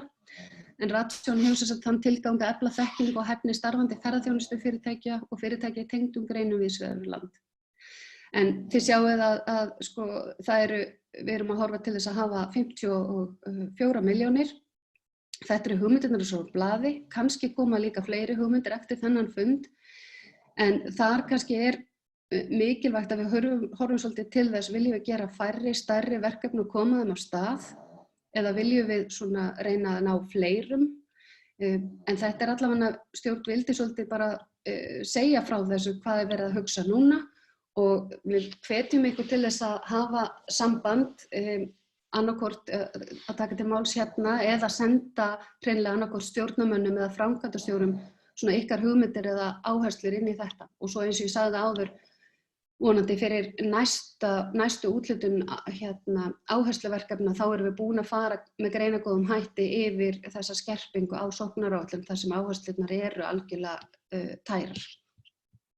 En síðan ef við förum yfir hjá starfsáætlunina þá var hún send ykkur í gögnunum fyrir fundinn. Þannig ég legg hana hérna fram til kynningar, ég ætla bara að hlaupa yfir þessi helstu markmið. Helstu markmið sem sagt í þá atvinnu- og byggðaþróun er að auka samstarf sveitarfélaga á svæðinu, raunhæfni könnun og undirbúningur og stofnun félags eða klasa velferðartækni, verkefnastjórn og fagráð í verkefnum brothættar byggða, stefnumótandi byggðaáætlun og í atvinnuráðgjöfin að auka sýnileika og kynningu og þjónustu atvinnuráðgjafa. Og næsta síða, koma upp gagnagrunni fyrir þá sem sækja ráðgjöf hjá SSNE og BIS-mentorverkefni sem er að tengja saman frumkvöðla og mentora þvert landið. Í menningakaflanum er innleiðing listnáms- og háskólastigi á Akureyri og Vigdís hefur verið að vinna mikið í því og með öðru góðu fólki á svæðinu. Safna- og kynningastefna fyrir söfn og setur á Norðurlandi eystra, menning og heilsa þróunarverkefni sviði menningamála. Á umhverfissviðinu greina þarfir á vettvangi umhverfismála, koma á virku samtali og stuðla samstarfi sveitarfélaga í málaflokknum. Tengja saman aðila sem koma að umhverfismálum og stuðla samstarf og samnýtingu. Og næsta, vera með nýsköpunarkeppni eða hraðal í samstarfi við NMI, eins og ferðaklassan eða EIM, og þarna koma nokkur dæmi. Tryggja hærra hlutfall opinberra styrkja til Norðurlands eystra er bara mjög mikilvægt markmið. Varðandi búsetuþættina þá erum við að horfa til fýsileikakönnunar þetta flugfélag sem ég talaði áðan.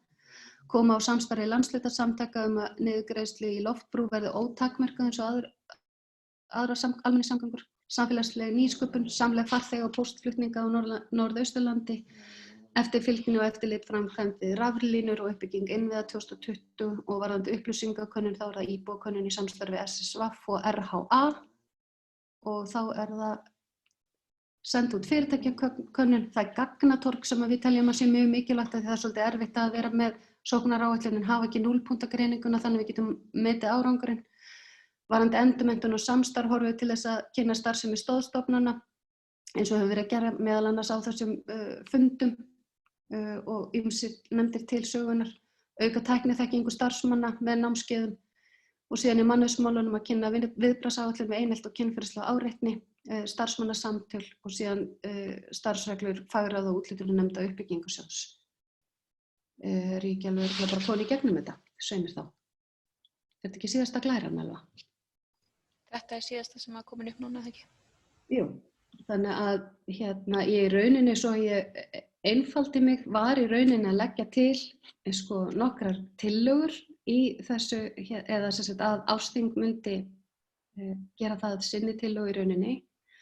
En það var sem sagt í fyrsta lagi hvort að Ásþingið eða aukaþingið hefði áhuga á því að taka undir þetta þessa bókun og gagnrýni á frumvarpum opinbera stuðning við nýsköpun, hvort að Ásþing vilji samþykkja það að stofna undirnefnd umhverfismál og fela stjórninni að skipa í hana og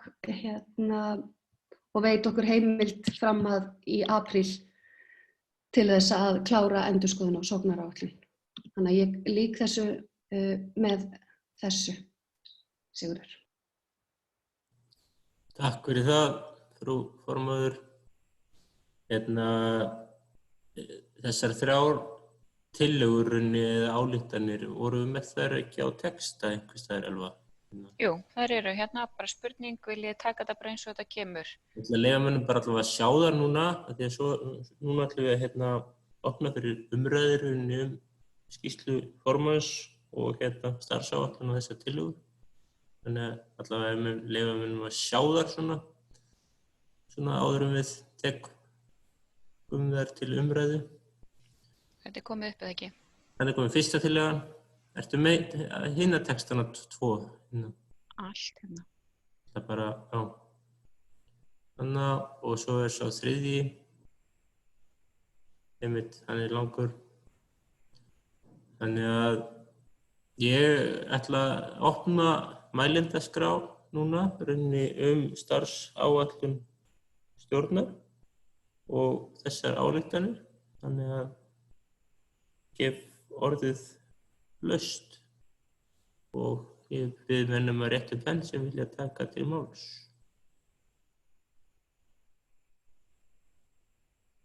Það flykkjast hér upp hendurnar, að bíða spenntir eftir að fá að tjá sig málefnið og fyrstur til að rétta upp hönd Sveinn Margeirsson.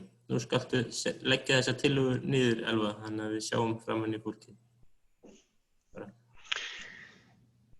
Sveinn Margeirsson, gjörðu svo vel. Já, takk hérlega.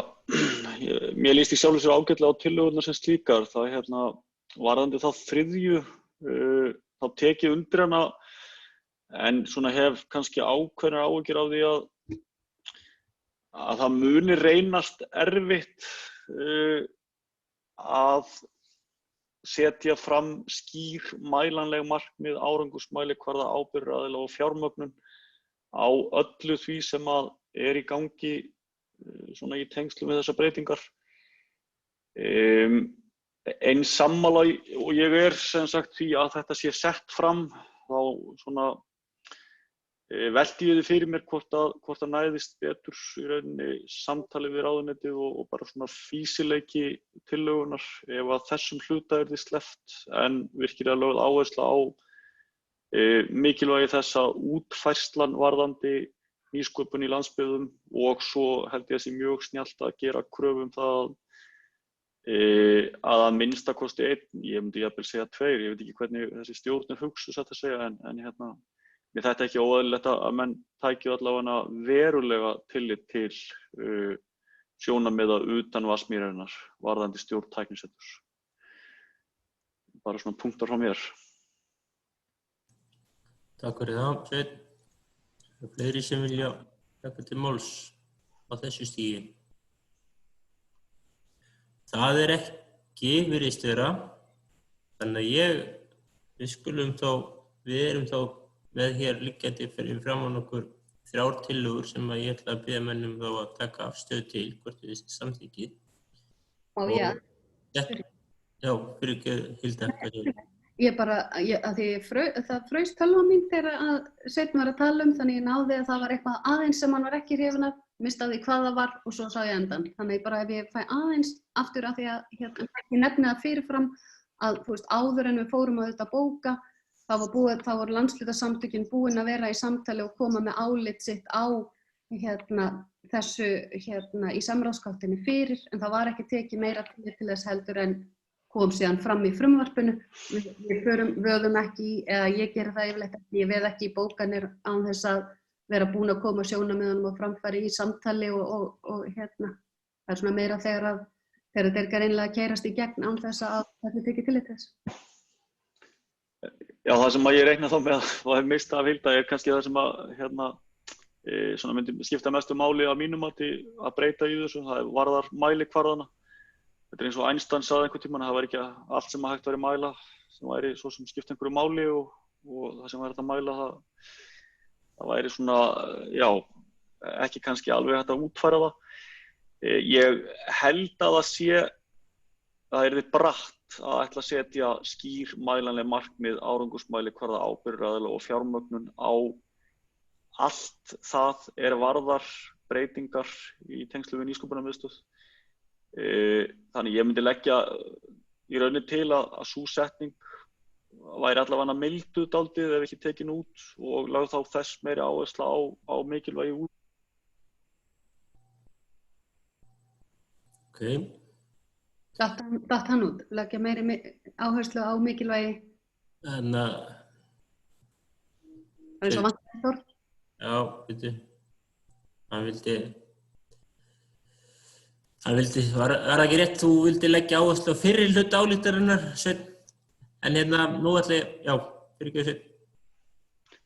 Í rauninni frekar síðari hlutan, sko.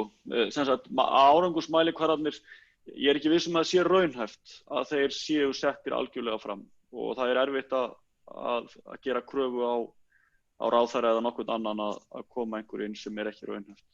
En þetta er nú bara svona mín skoðun eftir að hafa verið í þessum bransa í ansi langan tíma. Nýsköpunin er bara því marki brend að það er erfitt að negla nákvæmlega niður hvernig allt muni líta út til framtíðar og mæla það. Já. Eva, þú hefur beðið orðið, gjörðu svo vel.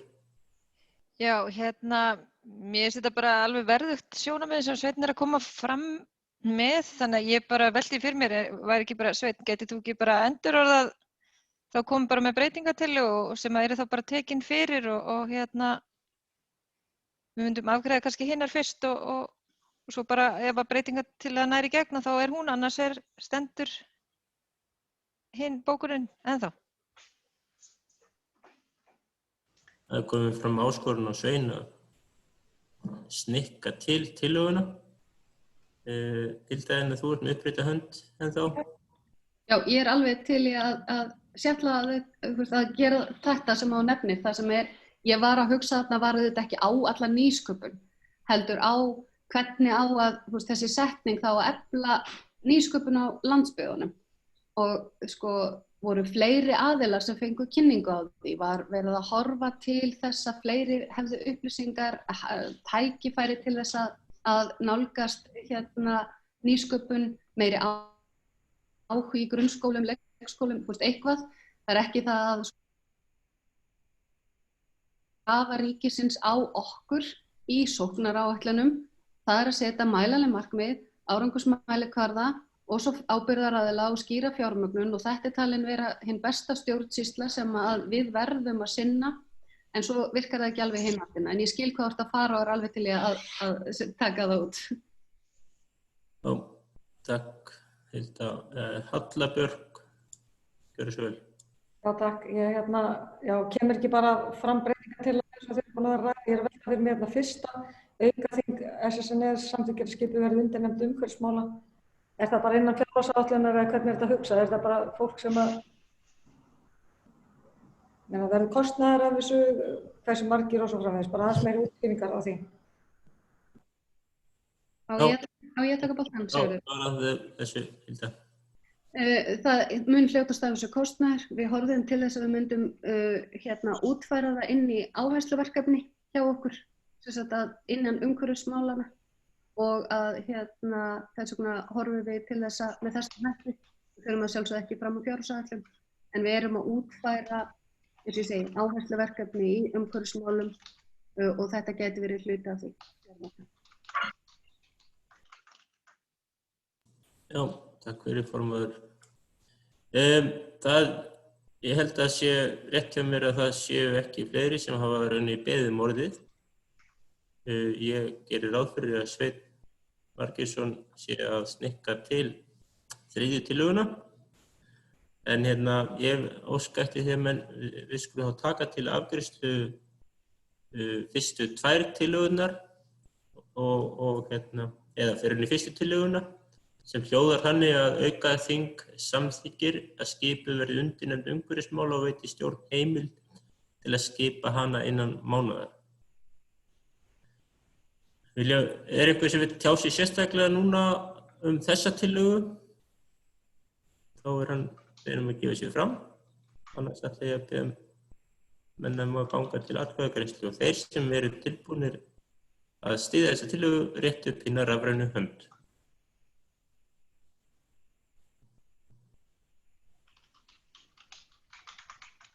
Það fullt af höndum sem koma upp og nú bið ég mennum ég ætla ekki að telja þær, ég held að þessi verulegur meirihluti, en ég ætla að biðja þá að rétta núna upp hönd sem á móti því og aðra að taka henni. Kannski sjálfur.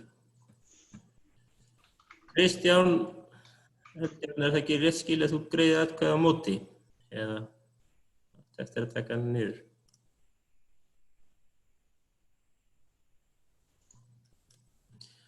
Ég ætla að tillagan samþykkt með þorra greiddra atkvæða.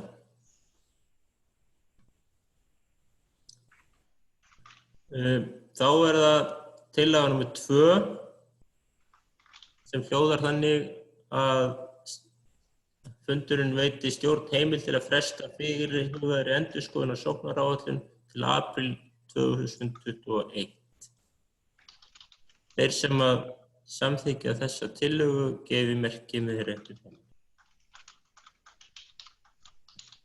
Það eru mörg atkvæði með, einhver á móti, þá hann beðinn að rétta upp hann núna og aðrir að taka sína hendur niður.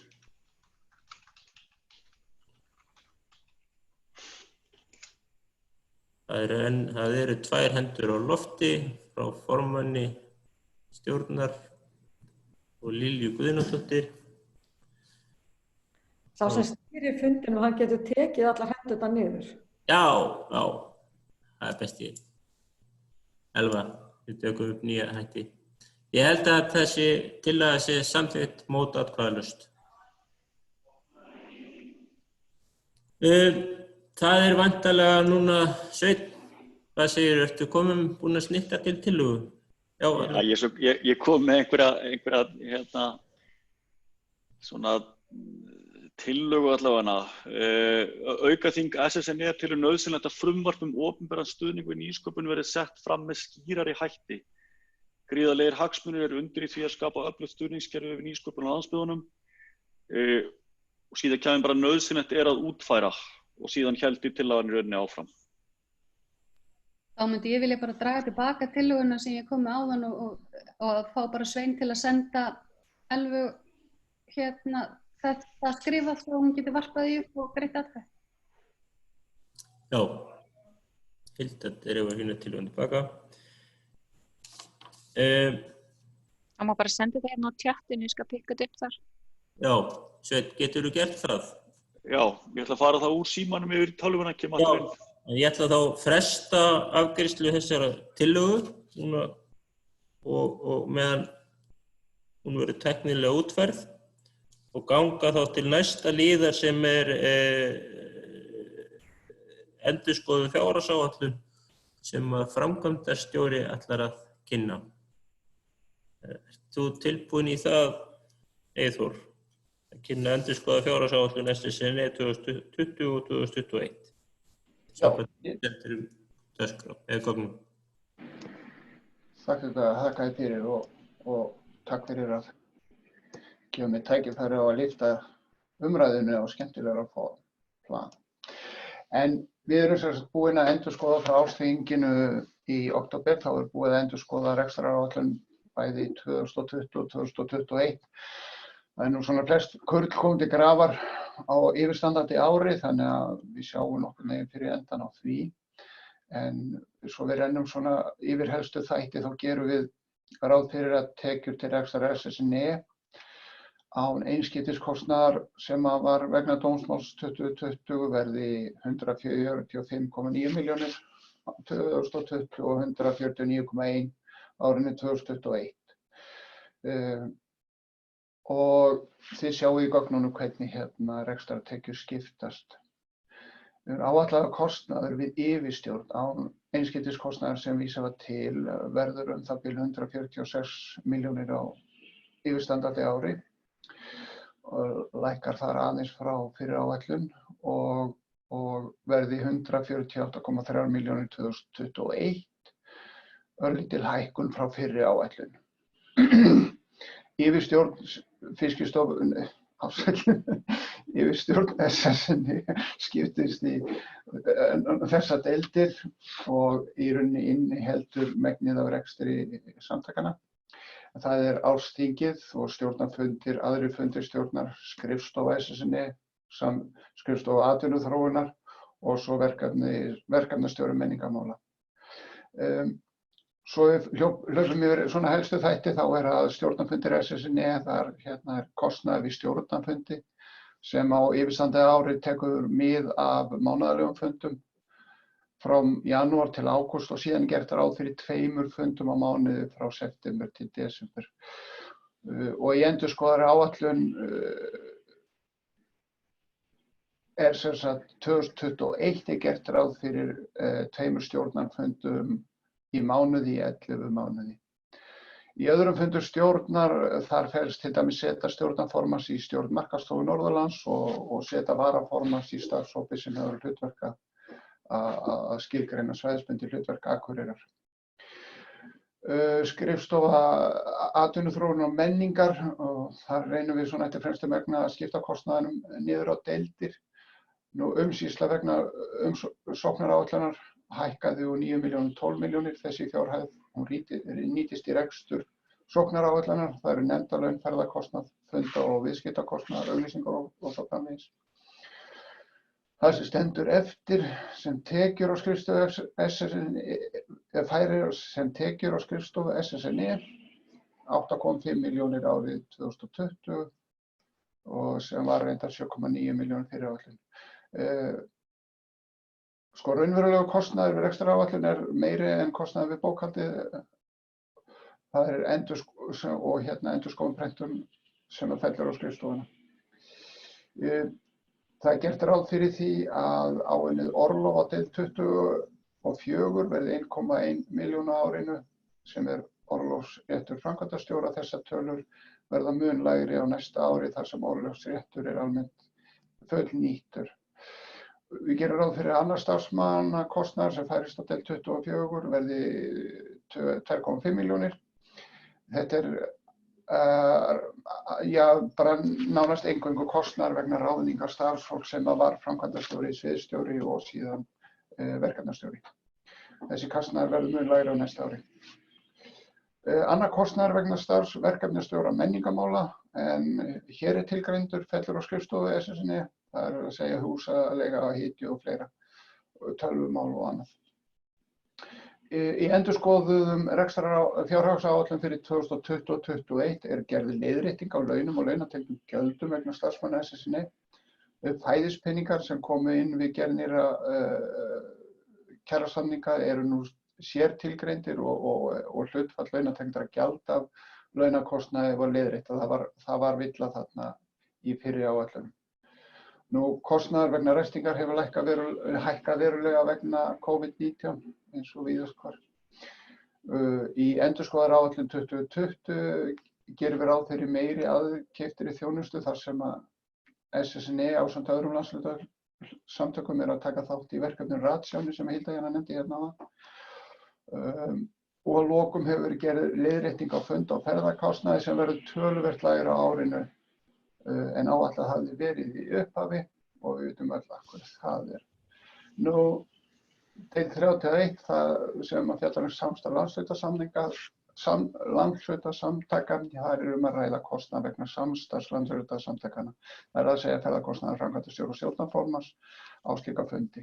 Nú, svæðisskipulag Eyjafjarðar, það verkefni sem að atvinnuþróunarfélag Eyjafjarðar sinnti og SSNE hefur tekið að sér núna og það í rauninni allur kostnaður sem fellur til vegna verkefnisins endurgreiddur af sveitarfélögum þannig að SSNE ber engan kostnað af því.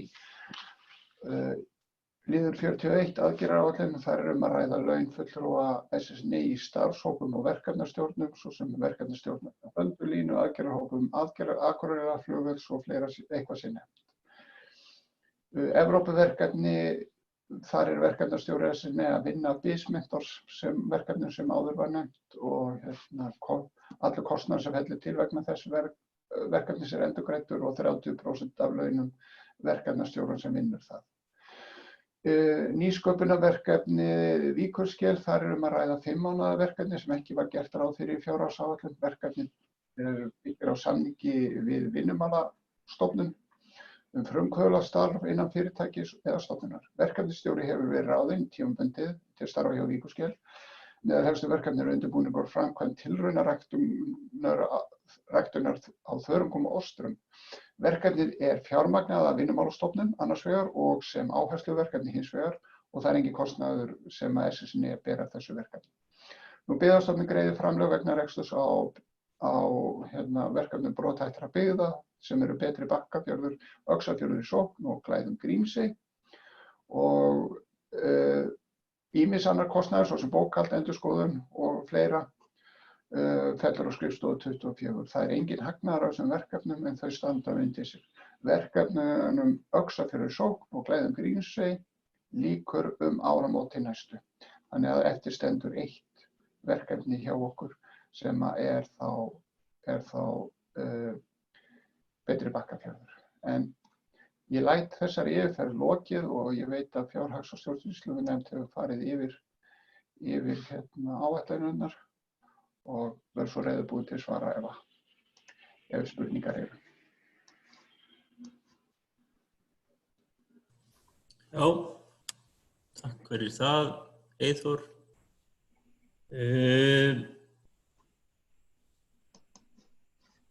Katrín, þú ert formaður fjárhags- og stjórnsýslunefndar. Ég réttast að gefa þér orðið núna til að hvað þið hafið þessi mál að segja. Takk fyrir það. Þingforseti og góðir þingfulltrúar. Fjárhags- og stjórnsýslunefnd hittist í hádeginu í gær. Við fórum yfir þessa endurskoðun og sendum í framhaldinu á okkur bókun til Eyþórs og Helgu Maríu að fjárhags- og stjórnsýslunefnd hefur farið yfir endurskoða fjárhagsáætlanir SSNE fyrir árin 2020 og 2021 og gerir ekki athugasemdir við framlöggögn. Nefndin fagnar því að birt greinargerð vegna fjárhagsáætlunar sem varpar ljósi á forsendur, gerir allt upplýsingaflæðið betra og málefnið skýrara. Þannig við þökkum kærlega fyrir það. Og við vorum sem sagt 4 sem að sátum hennan fundi úr nefndinni. Það var ég og Árni Pétur Hilmarsson, Finnur Ingvi Kristinsson og Kolbrún Adda Gunnarsdóttir, en Gunnar Gíslason boðaði forföll. Þannig að fjárhags- og stjórnsýslunefnd sem sagt gerir ekki athugasemdir og leggur bara til að áætlanirnar verði samþykktar. Takk fyrir. Takk fyrir það, Katrín. En þá allavega orðið laust fjárhagsáætlunina.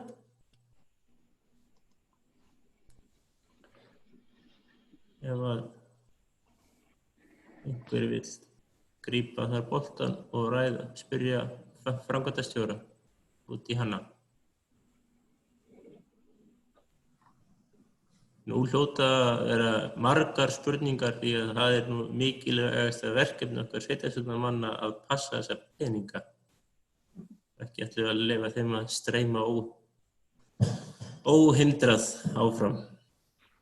En það virðist nú samt vera undirtektir. Herðu, það bara enginn sem óskaði eftir því að taka til máls fjárhagsáætlanir, þannig að það mikið traust sem við berum til fjárhagsnefndarinnar. Það gott, öflugt fólk. Við frestuðum umræðum áðan eða afgreiðslu þriðju ályktunina frá formanni og það komin fram tillaga frá Sveini Margeirssyni sem að Elva ætlar að setja hér upp á skjáinn hjá okkur, held ég. Og hún svona, tillaga orðalagsbreytingu, aukaþing SSNE telur nauðsynlegt að frumvarp opinberan stuðning við nýsköpun verði sett fram með skýrari hætti en gert hefur verið. Gríðarlegir hagsmunir eru undir í því að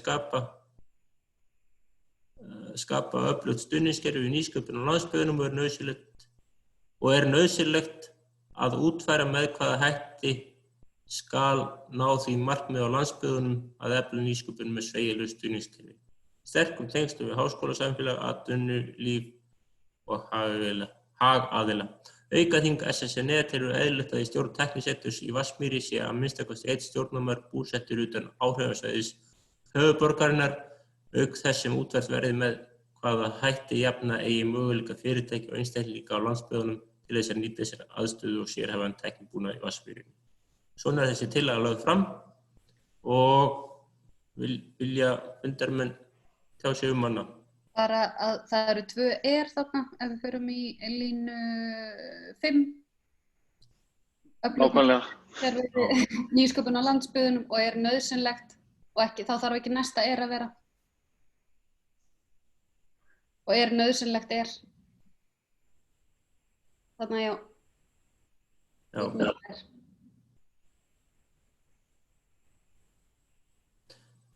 Þetta miklu betra. Við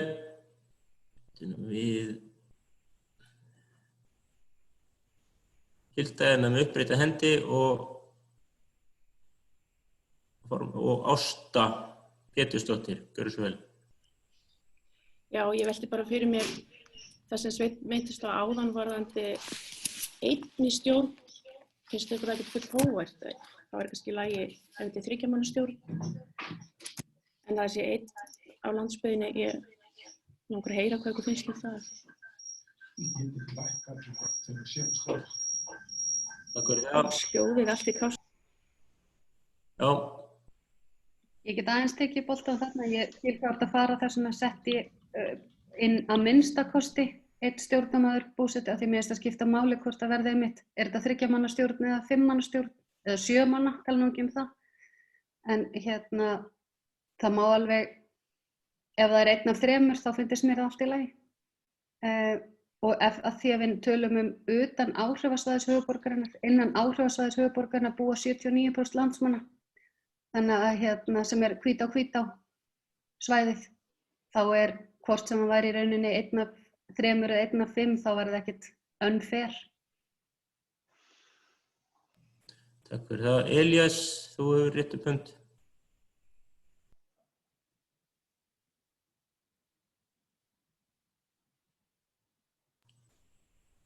Elías, viltu þú ekki taka til máls? Er það rétt skiljið hjá mér?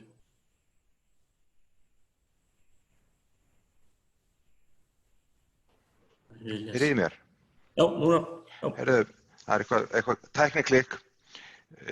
Mér datt í hug hvort það væri kannski hægt að setja frekar bara hlutfall að ekki skuli minna en til dæmis 1/3 stjórnarmanna koma af landsbyggðinni og þá erum við alltaf með 1 í 3 manna en værum með býsna marga ef það yrði 7 eða þokkalega marga. Það sé sett bara að það skuli ákveðið hlutfall stjórnarmanna koma af landsbyggðinni. Takk.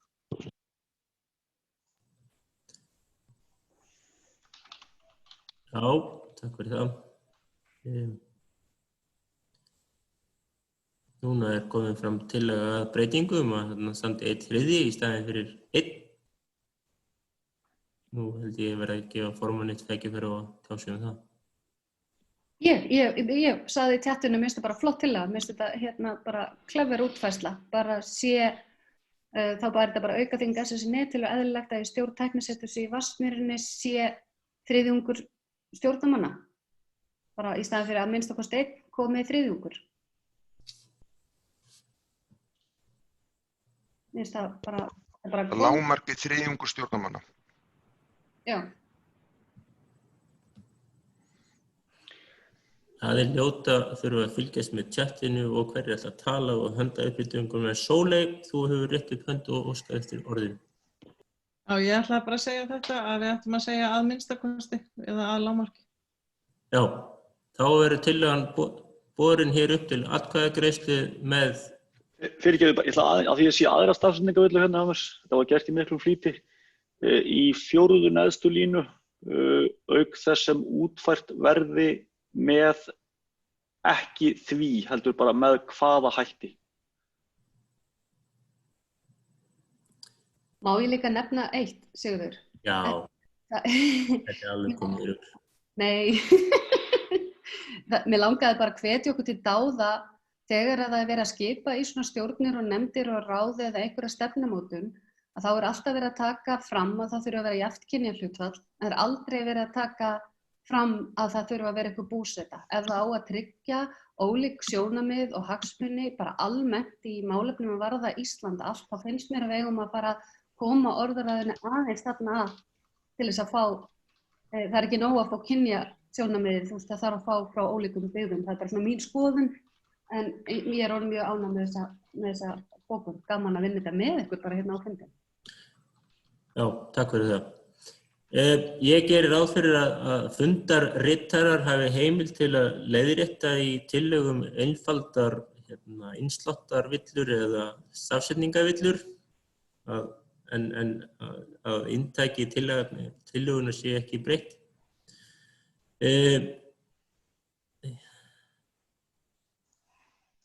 Það er bara formaður með upprétta hönd. Þannig ég gerir ráð fyrir að hún er búin að tala og ég gerir ráð fyrir að það ætli ekki fleiri að tjá sig þessa tillögu og ég ætla því að bera hana svo útlítandi upp til atkvæða þeir sem er tilbúin að samþykkja þetta rétt upp hönd. Það eru margir sem greiða atkvæði með. Elva, þú getur núna tekið niður allar rafrænu hennar, það er ekki rétt að mér? Það er bara svo mikið að gera hjá mér hérna að deila og... Já, þú stendur þið alveg mjög vel. Svona. Já, og er einhver á móti og hann rétti það upp hönduna. Svo er ekki, þannig að tillagan skoðast samþykkt með öllum greiddum atkvæðum. Þá berum við framlagða fjárhagsáætlun upp til atkvæða. Það eru þá endurskoðuð áætlun 2020 og áætlun 2021 eins og þær hafi verið í útsendum gögnum og fjárhags- og stjórnsýslunefnd gaf álit sitt á hérna áðan. Þeir sem eru tilbúnir að samþykkja þessar áætlanir gefi merki. Það koma margar hendur á loft. Ég tek þær niður. Þú tekur þær niður. Greiðir einhver atkvæði á móti, hann gerir það þá núna. Það er ekki, þannig að þá er hún samþykkt með öllum greiddum atkvæðum. Þá er fjárhagsáætlun samþykkt. Þá er 5 mínútur eftir fram að kaffihléi og þá er komið að Katrínu Sigurjónsdóttir að kynna vinnu úthlutunarnefndar uppbyggingarsjóðs. Takk fyrir það, þingforseti. Forseti, þetta er líka mér. Maður verður að reyna að vera formlegur þó að maður sé hérna á rafrænum fundi. En úthlutunarnefnd, hún hefur fengið afar verðugt og krefjandi verkefni í hendur. Það var sem sagt auglýst eftir umsóknum í uppbyggingarsjóð og það átti að skila fyrir 4. nóvember og það bárust alls 201 umsókn í sjóðinn sem er að mér skilst algjört met. Það einhver 27% aukning á milli ára og þetta svona skiptingin aðeins meira hærri prósenta sem í menningartengd verkefni, svona ríflega 100 en tæp 100 í verkefni á vegum atvinnuþróunar og nýsköpunar. Og við höfum til úthlutunar 75 milljónir króna en það var sótt alls 436, þannig að það alveg ljóst að það fær bara brot af þeim sem sækir eða brot í þau verkefni sem sótt En já, við erum semst búin að funda í úthlutunarnefndinni og setja okkur upp tímalínu og við áætlum okkur að byrja fyrstu formlegu fundi í byrjun janúar og taka þetta með svolítið áhlaupi. Við reiknum með að fara alveg örugglega einhverjir 3 dagar í að fara yfir umsóknirnar og stefnum síðan að úthlutun 20. janúar. En það alveg ljóst að við þurfum að verja jólafríinu til lesturs. Ég var búin að hugsa mér sjálf að reyna að komast yfir einhverjar 10 umsóknir á dag og þá fara í þetta 20 dagar, þannig að það verður engin Arnaldur eða Ragnar eða einhverjir Ólafur Jóhann, einhverjir einhverjar fagur bókmenntir þessi jólin. En enga síður þá verður þetta ótrúlega skemmtilegt, held ég. En úthlutunarnefndin ræddi það eins við erum bara búin að funda einu sinni og við ræddum það að okkur finnst að það ætti að vera líka áhersla á umhverfismál. Það af því að það 3. þáttur sóknaráætlunar og Hilda Jana kom inn á það áðan að það væri eðlilegt að þetta væri einn af flokkunum. Þannig að við tökum undir það og ég vil kannski bara segja að það náttúrulega breytt aðeins áherslan eða fagráðin, þau ekki lengur að fara yfir umsóknirnar. Það breytt, þeirra verkefni breytt, þannig að þetta lendir úthlutunir eingöngu hjá úthlutunarnefnd núna. En við erum semst í nefndinni, þá það ég og Guðni Bragason, Tómas Helmig og svo formenn fagráðana Eiríkur Hauksson og Hulda Sif Hermannsdóttir. Þannig að já, þetta svona held ég, ég kannski að gefa upplýsingar líka það að hvernig þetta skiptist milli sveitarfélaga aðeins, að það voru tæpar 100 umsóknir, 93 frá Akureyrarbæ, svo Norðurþing með 35 og Fjallabyggð með 14, Skútustaðahreppur með 13 umsóknir, en önnur sveitarfélög með minna. En það verður bara eins og ég segi, það verður ótrúlega bara gaman að taka þetta verkefni svona í fyrsta skipti. Ég núna ný í nefndinni. Ég held að Eva hljóti að hlakka meira til jólanna heldur en ég. En ég stökk inn í þetta verkefni með skömmum fyrir, var rétt fyrir ársþing. En við njótum líka ótrúlega góðrar, við njótum góðrar aðstoðar starfsmanna SSNE sem hafa komið að þessu með okkur, sem Rebekka, Ari Páll og Vigdís. Og það ómetanlegt að hafa svona sterkan starfsmannahóp á bakvið sem léttir okkur klárlega störfin og hefur tekið svona kúfin af minnstakosti fyrstu skrefum og mun verða okkur innan handar. En ég held ég láti þetta bara lokið frá mér. Ég get setið fyrir svörum eða einhverja spurningar, en annars þá bara kemur frá okkur eitthvað skemmtilegt eftir miðjan janúar. Takk fyrir. Takk fyrir það, Katrín. Nú erum við komin að dagskránni að kaffihlénu, þannig að við tökum umræðunar við Katrínu á loknum eða undir liðnum önnur mál að loknum eftir kaffihlé. En núna komið kaffihlé til klukkan 10:45. Ég legg til að þið fáið okkur kaffisúpa eða mjólkurglas og standið upp og tegið hendur upp fyrir haus og mætið hress hér fyrir framan skjáinn 10:45. Þið skulle ekkert fara út af fundinum, slökka á myndavélunum eða ætlaði að gera eitthvað sem má ekki sjást og en annars sjáast við eftir korter.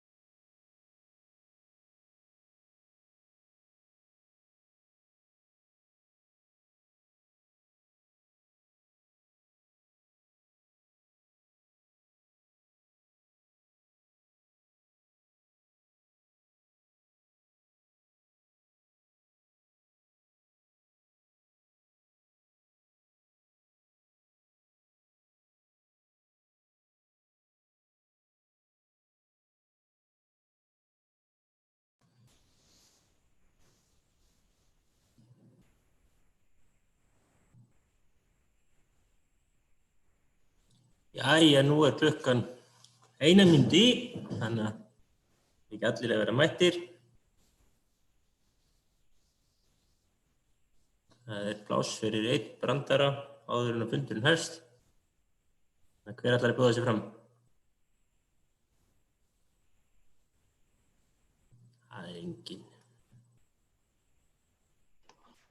Nei, við vorum nú á spjallinu að hafa áhyggjur af hundinum hennar Hildu, hvort hann væri með kæfisvefn. Með hljóðin í honum á hundinum á það. Nei, ég hef aldrei heyrt hljóð í hundi. Klárlega líður mjög vel hjá Hildu þannig að ég held að við getum verið rólegir. Já, bara svo feginn í að hún væri ekki með í maganum. Hún tók það fram að það var eitthvað annað. Hún ég sagði þeim að hún væri undurfögur á að líta en hljómaði svolítið eins og villisvín. Nú klukkan orðin korter í, þannig að þá ætti fundur að halda áfram. Samkvæmt dagskrá ætlum við að vera hér til 11:30 og núna komið að liðnum kynning á áfangastaðastofum sem að Eyþór Björnsson, framkvæmdastjóri okkar, allir að kynna. Eyþór. Já, þakka þér fyrir. Þingforseti góður. Þið kannist eflaust öll við umræðuna sem hefur verið í gangi áfangastaðastofur undanfyrir missir og jafnvel ár. Þetta verkefni sem búið að vera velkjast ræða og undirbúa í nokkuð langa tíma. En í rauninni má segja, svona stóru hluta, þá hefur Markaðsstofa Norðurlands starfað ekkert ólíkt og áfangastofa ætlað að gera. Ég kom að þessu verkefni núna bara því ég hóf störf hjá SSNE og þá var nú myndin býsna óljós hvernig þetta myndi mótast. Við hittumst í apríl, framkvæmdastjórar Markaðsstofunnar, Samtaka sveitarfélaga Norðurlanda vestra og svo ég fyrir SSNE. Við hittumst nokkrum sinnum og vildum reyna svona ýta verkefninu áfram og við sammæltumst tillögu að hlutverki og formi áfangastaðastofu Norðurlands og við settum fram greinargerð það. Sú greinargerð var lögð fyrir stjórnir landshlutasamtakanna og Markaðsstofunnar og hún var rædd á stjórnarfundi SSNE sem að bókaði þannig málið sem í rauninni samhljóma bókun SSNV. Ég ætla að leyfa mér að lesa þessa bókun hérna, lögð fram tillaga að uppsetningu áfangastaðastofu Norðurlands, unnin af framkvæmdastjórum Markaðsstofu Norðurlands, SSNE og SSNV. Í tillögunni lagt til að Markaðsstofa Norðurlands verði áfangastaðastofa Norðurlands, ráðinni verði 2 starfsmenn til verkefnisins og verði annar staðsettur á Norðurlandi vestra og hinn á Norðurlandi eystra. Landshlutasamtökin fái 1 mann hvor í stjórn áfangastaðastofunnar. Og áfram segir, stjórn samþykkir framlagða tillögu en leggur áherslu á að verkefni verði fullfjármagnað af hálfu ríkisins, launakostnaður og aðstaða auk þess sem gera þarf ráð fyrir verkefnafé. Ekki verður aukið fjárframlög til stofunnar frá SSNE að ræða umfram þau framlög sem þegar renna til Markaðsstofu Norðurlands. Ef verkefni verður ekki að fullu fjármagnað af hálfu ríkisins áskilja samtökin sér rétt til að endurskoða ákvörðun sína varðandi fyrirkomulag áfangastaðastofu. Nú, við vorum náttúrulega með þessu líka að reyna að ýta við verkefninu eins og ég sagði, en það gerðist ekkert mikið næstu mánuði en svo núna í nóvember þá kom fram drög að samningi stofnun áfangastaðastofu. Það drög sem lögð voru fram af hálfu atvinnuvega- og nýsköpunarráðuneytisins. Stóra breytingi sem í þeim samningsdrögum, þar gert ráð fyrir að atvinnuvegaráðuneyti gerir samning við landshlutasamtökin og þeim verði falið að stofna áfangastaðastofur. Það að segja að það ekki farið beint í Markaðsstofuna heldur það fært yfir til landshlutasamtökanna. Hlutverki og verkefnin eru skilgreind í samningnum og eins og segi, útfærslan sett í hendur landshlutasamtakanna. Það heimilt að fela öðrum, til dæmis Markaðsstofu, að annast verkefni á grundvelli þá þjónustusamnings milli landshlutasamtaka og viðkomandi Markaðsstofu. Fjármögnun þessa verkefnis hefur verið mjög óljós en hún svona að skýrast þessar mundir og ég hygg og tel að við séum að vera komin með grundvöll til þess að vinna með og ganga til samninga þessi verkefni. Ég ætla nú ekki að fara út í smáatriði í samningsdrögunum en ætla að stikla samt svona helstu atriðina. Markmið samningsins, samkvæmt samningsdrögunum, að efla stoðkerfi ferðaþjónustu og stuðla jákvæðum framgangi ferðaþjónustu á starfsæði samtakanna. Áfangastaðastofa starfar í umboði sveitarfélaga viðkomandi landsvæðis og samstarfsvettvangur viðkomandi sveitarfélaga, ríkis og atvinnugreinarinnar á því svæði. Á meðal hlutverk áfangastaðastofu eru eftirfarandi verkefni sem áfangastaðastofa sinnir í samstarfi og samráði við aðra aðila sem með sömu málaflokka hafa að gera. Það gerð og framkvæmd áfangastaðaáætlana ásamt tengingu við aðrar opinberar stefnur og áætlanir, sem eru auðvitað mjög mikilvægt. Aðkoma að gerð stefnumótunar og áætlana á landsvísu, sem snertir ferðaþjónustu. Aðkoma að þarfagreiningu rannsókn og mælinga á landsvísu til að tryggja samanburðarhæfni milli svæða, auk þess að koma með tillögur og innsýn inn í rannsóknarferð hvers landshluta. Stuðla að vöruþróun og nýsköpun, auk þess að vinna að þróunarverkefnum. Leggja mat á fræðsluþörf, hafa aðkomu að þróunarverkefnum varðar hæfni, gæði og gæði ferðaþjónustunnar. Veita ráðgjöf varðandi fræðslu og miðlun upplýsinga og miðla upplýsingum hvað í boði. Sinna svæðisbundinni markaðssetningu í samstarfi við sveitarfélög og ferðaþjónustuaðila sem dregur fram sérstöðu landshlutana og styður við markaðssetningu Íslands í heild. Og vera grunneining í stoðkerfi ferðamála í landslutanum, áfangastaðastofur liðsinna sveitarfélögum, fyrirtækjum og einstaklingum innan svæðis vegna ferðaþjónustu samkvæmt samstarfssamningnum. Nú, eins og segir, landshlutasamtökin skuli ákveða hvernig rekstri áfangastaða skuli háttað, þannig að það í okkar höndum að útfæra. Áfangastaðastofa getur verið stofnuð á grundvelli núverandi markaðsstofa eins og áður hefur komið fram eða annarra starfseininga sem til á viðkomandi landsvæði. Samtökin tilkynna atvinnuvega- og nýsköpunarráðuneytinu fyrir 1. júní fyrirkomulag og stofnun við áfangastaðastofu. Þannig að við höfum smá tíma en í rauninni ekki mjög mikið því að á meðan ekki liggja fyrir samningar þá upplifir markaðsstofan ákveðna óvissu. En eins og ég sagði áðan, ég tel að við séum komin nokkuð góða grundvöll til að vinna áfram með. Nú, það tekið mjög skýrt fram í samningsdrögunum að það mikilvægt að áfangastaðastofa byggja á samstarfi fleiri aðila en sveitarfélög og ferðamálastofu, svo sem fyrirtækja og annarra hagsmunaaðila innan og utan svæðis, enda grundvallast starfsemin á hugmyndafræði samstarf opinberra og einkaaðila, það að segja public-private partnership. Á okkar svæði erum við í samtali við þá samtök sveitarfélaga á Norðurlandi vestra og markaðsstofu Norðurlands, en eins og þið vitið auðvitað þá starfar markaðsstofa Norðurlands á svæði beggja landshlutasamtakanna. Og við erum að vinna og ræða útfærslur hvernig við förum að þessu, en við nálgumst verkefnið með það fyrir augum að það verði til þjónustusamningur landshlutassamtakanna við markaðsstofu Norðurlands annars verkefni áfangastaðastofu og að landshlutasamtökin fái hvor sinn mann í stjórn markaðsstofunar við þessar breytingar. Ég væri nú ekki annað séð en að landshlutasamtökin, eða það að landshlutasamtökin taki að sér að stofna áfangastaðastofu falli bara mjög vel að markmiðum og hlutverki SSNE eins og það tilgreint í samþykktum okkar. Enda felur það í sér mikilvæga hagsmunagæslu fyrir bæði aðila í ferðaþjónustu og sveitarfélögin sem eru kannski þegar á það litið stærsti ferðaþjónustu aðilinn.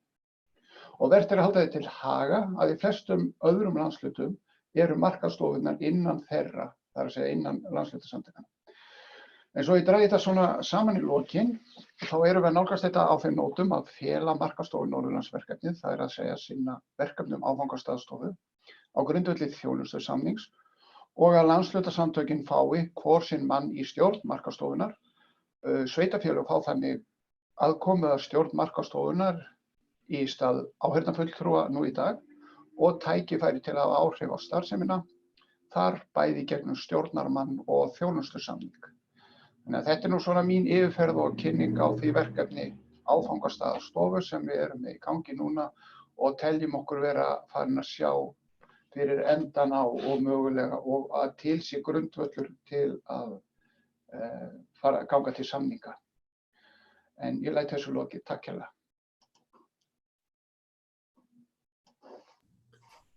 Takk fyrir það, Eyþór.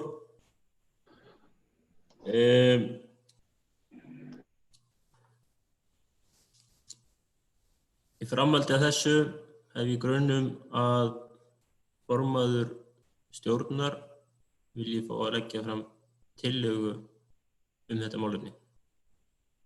Já, það er kannski aðalega vegna þess að þrátt fyrir eins og framkvæmdastjóri nefndi að þetta væri algjörlega í samræmi við verkefni og tilgang félagsins og svo framvegis, þá finnst mér þetta samt vera þess eðlis að ég myndi gjarnan vilja fá fram afstöðu ársþingsins til þess bara að við höldum áfram á þessari vegferð og horfum á þetta með þeim hætti sem að framkvæmdastjóri kynnti og þar að segja, og ég man nú ekki hvernig við orðuðum þetta Eyþór, hvort það væri bara að ársþing þú varst örugglega með það hjá þér, ef ég man þetta rétt. Að ársþing feli stjórn að ganga til samninga áfangastaðarstofur. Takk fyrir. Takk. Þannig að það var svona tillaga mín til þess að fá fram vilja þingsins bara í þessu máli. Eiginlega bara punktur. Ég held að Eyþór hafi farið yfir allt saman skipti máli, nema það séu spurningar. Já, það er rauninni, framkvæmdastjóri hefur kynnt þetta málefni áfangastaðarstofur og það er allavega óskað eftir afstöðu þessa þings til þess að ganga til samninga við ráðuneytið áfangastaðarstofur. Þannig að orðið er laust það málefni. Finnur, gjörðu svo vel. Já, takk fyrir góða kynningu, Eyþór. Ég hef haft svona töluverðar áhyggjur af þessu máli í gegnum tíðina, hafa þetta starfandi mikið með markaðsstofunni. En mér finnst þetta nú svona hljóma eins og þetta sé að þokast í kannski svona bestu mögulegu átt miðað við hvernig þetta leit út hérna fyrir ári síðan, þar sem að hljómaði nú bara eins og markaðsstofan væri að hverfa og henni yrði splittað upp hreinlega í 2 svæði og þannig að einhvern veginn finnst mér þetta nú hljóma nokkuð svona skynsöm nálgun. Ég samt bara leggja áherslu á það að einmitt að markaðsstofan fái að halda áfram að blómstra sem þessi sjálfstæða eining sem hún er, af því að hún er búin að gera virkilega góða hluti fyrir allt svæðið. Takk fyrir það, Finnur. Á tjattinu segir Hallanni lítist vel á þessa nálgun, en Kristján Þór hefur beðið orðið, gjörðu svo vel. Takk fyrir. Ég get alveg tekið undir með Finni. Ég vildi bara aðeins gera grein fyrir stöðu minni hérna. Ég er búin að sitja nokkra fundi þetta með Hildu málið og framkvæmdastjóra. Svo hef ég líka setið inn í stjórnstöð ferðamála núna síðastliðið ár. Og ég vil kannski bara segja það í þennan hóp hérna að máli hefur kannski dálítið mikið einkennst af, ég vil ekki gera stóð dramatískur, en hreinlega bara svona ákveðnu þekkingarleysi eða einhvern veginn svona skilningsleysi kannski á því hvernig hlutirnir eru að virka. Og stóra myndin snýst samtal ríkis og sveitarfélaga það hvernig við erum að gera hlutina og bara hreinlega fólk viti ekki inn í ráðuneytum og stofnunum hvernig sveitarfélagin er að vinna og þá stundum við að finna réttu leiðirnar á móti. Þannig að við erum einhvern veginn ekki alltaf að tengja á réttu punktunum og fyrir vikið tekur samtalið og langan tíma og svona það er einhver stefnumótun að vinna í gangi sem einhvern veginn er alltaf aðeins off. En ég held að þessu hafi verið hnikað í eins góðan farveg núna og hægt var að vænta. Og ég held einmitt að þessi vettvangur sem við erum á núna, það er að renna svolítið upp fyrir manni mikilvægi þess að landshlutasamtökin hafi ekki síður einmitt frumkvæði að því að þefa upp þessa veiku bletti í samstarfi ríkis og sveitarfélaganna og hreinlega skýra það út og vera með það á hreinu, miðla því hvernig þetta er gert og svo framvegis. Og við höfum tekið okkur á í þessu í gegnum sóknaráætlan og það eru komnir ferlar, en það er engu að síður ekki endilega stórkostleg þekking á þessum hlutum á hinum endanum. Og að við séum svona að verða með hverju mánuðinu sem líður allavega í því sem snýr að samstarfinu á þessum grunni sleipari í því. Þannig að það var svona bara sem lá mér á hjarta og vildi koma á framfæri við ykkur öll, af því að ég hef setið þessa fundi og spurning hvort að Hilda vilji bæta einhverju við þetta. Takk fyrir það, Kristján. Eyþór Björnsson. Ég ætla bara að bæta við í framhald af því sem að Finnur nefndi, sko. Það hefur verið allan tíman inn í umræðinu lagt áherslu á það að sko svo þekking og svo kraftur sem í markaðsstofunni, hann nýtist okkur áfram og að og meðal annars að því þetta gengur þvert á tvö landshlutasamtök, þá það vilji beggja samtaka. Ég tel mig alveg geta sagt það fyrir kollega okkar vestan við að það einlægur vilji til þess að við höldum þessu sameinaða afli áfram og nýtum kraftana. Markaðsstofan auðvitað öðrum það þræði hagsmunasamtök greinarinnar og það mikilvægt að varðveita því þetta samstarfsvettvangur ríkis, sveitarfélaga og greinarinnar. Þannig að mikilvægt að við höldum í það í gegnum þetta ferli. Takk. Já, það hafa ekki fleiri beðið orðið undir þessu lið en Elva, geturðu sett inn í tillöguna þá eins og hún hljómar upp á skjáinn? Hvar finn ég? Hún var í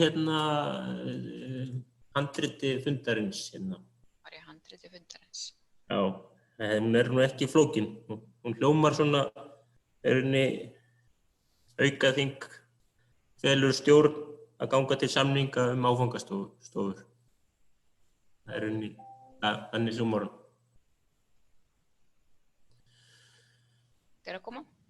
Já, bara þannig að menn hafi þann texta kláran fyrir fram að sig.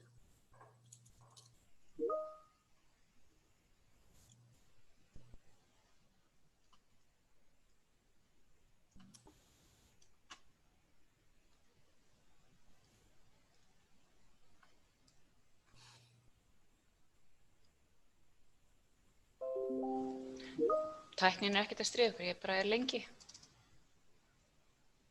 Þú ekki lengi, þetta allt sandkorn í alheiminu.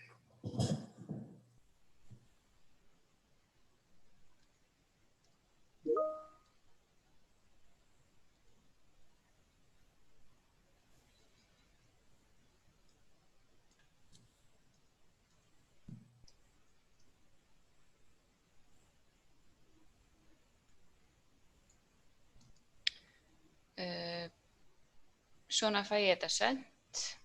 Já. Það að sýna okkur það. Þið sjáu þetta sérst ekki ennþá, ok. Ég var alveg samfærð að þið værið að horfa á það sama ég. Nei. Ok. Svona. En þú ert sæt, það allt í lagi. Ég held að þetta sé ekki það sem alltaf að sýna okkur. Nei. Við látum sem við sáum þetta ekki. Hún má vera lengi af því hún svo sæt. Já, einmitt. Heyrðu, þá ætti það að vera komið. Já.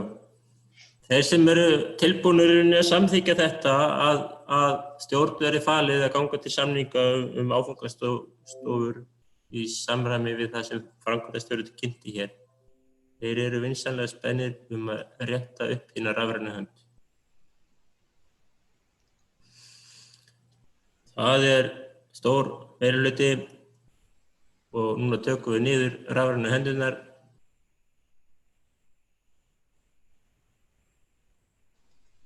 Og þeir sem ætla að greiða atkvæði á móti því rétt upp hönd núna. Það enginn sem greiðir atkvæði á móti og því skoðast þessi tillaga samþykkt með öllum greiddum atkvæðum. og þá það mál út á dagskrá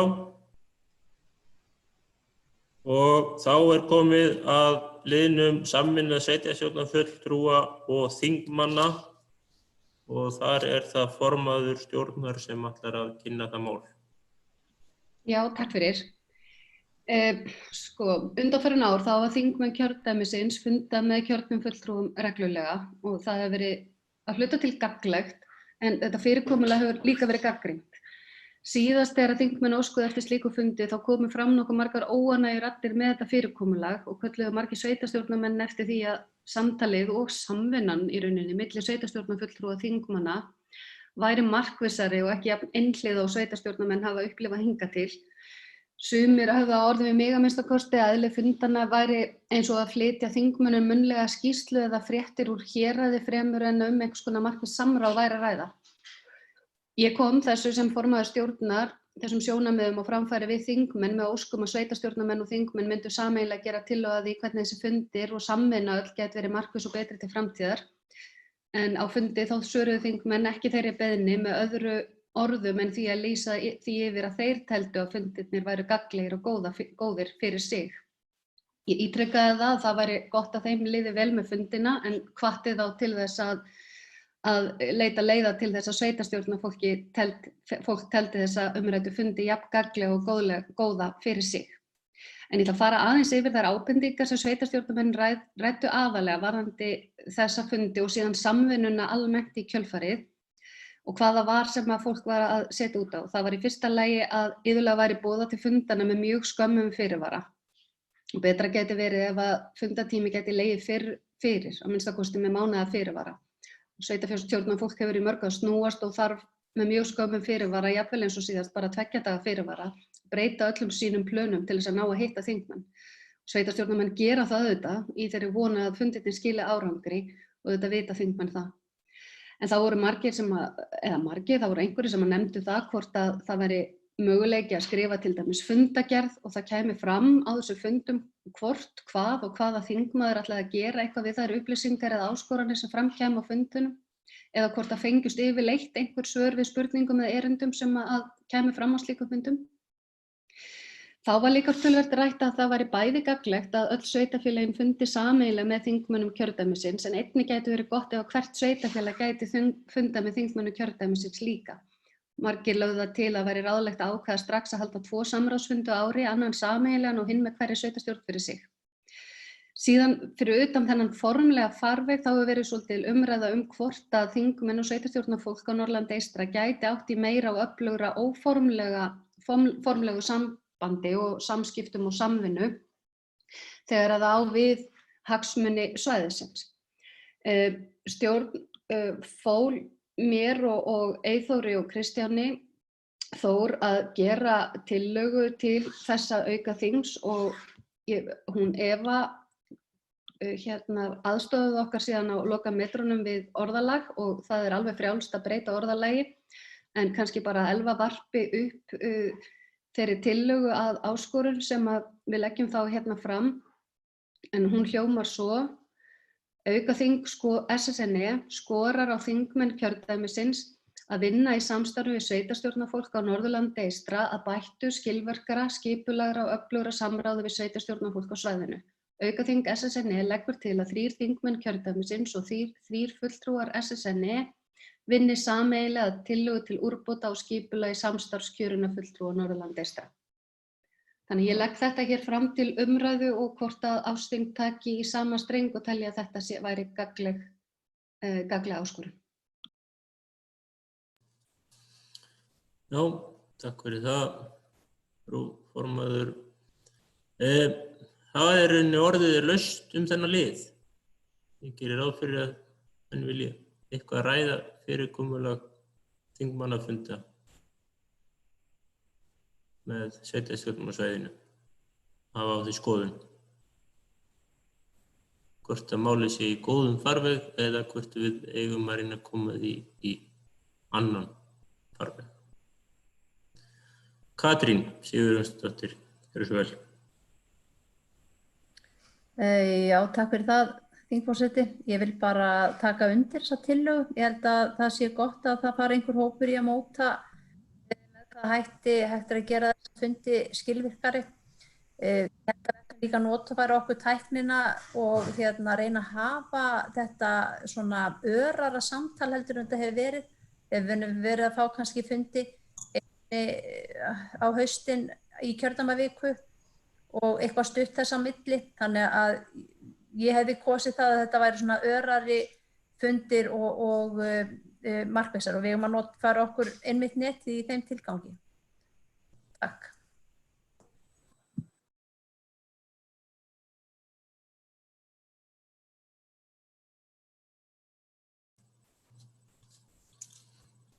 Þú ert... Hvar ertu, Björg? Við heyrim ekki þér. Ég er hérna, já. Læst ekki? Já, þetta er bara frábært að þessi komið þetta á leiðis. Það er óskaplega mikilvægt að við náum að nýta þessar mínútur sem við höfum þá með þingmönnunum okkar vel og að við náum einhvern veginn að sameinast að því við erum alltaf að fara yfir sömu málin aftur, allar sveitarstjórnirnar og við þurfum svona meira held ég að reyna að setja þetta upp þannig að þetta sé svona samstarfsfundur þannig að við sjáum og maður tók alveg eftir því núna síðast. Ég held svona heimilislegt bókhald yfir það hvar áhugasvið hvers og eins þeirra lág og hvernig þau voru að taka undir svolítið í samtalinu. Að það er alveg augljóst að þau eru svolítið svona að horfa á ákveðna þætti meira heldur en aðra. Þannig að við erum alveg að reyna að nýta okkur krafta þeirra þar og reyna einhvern veginn að gera þetta markvissara og þannig að þeirra samtal við okkur nýtist í vinnu inn á þinginu þar sem þeirra berjast fyrir fjórðunginn. Þannig að þetta er bara allt á góðri leið síns mér. Poi.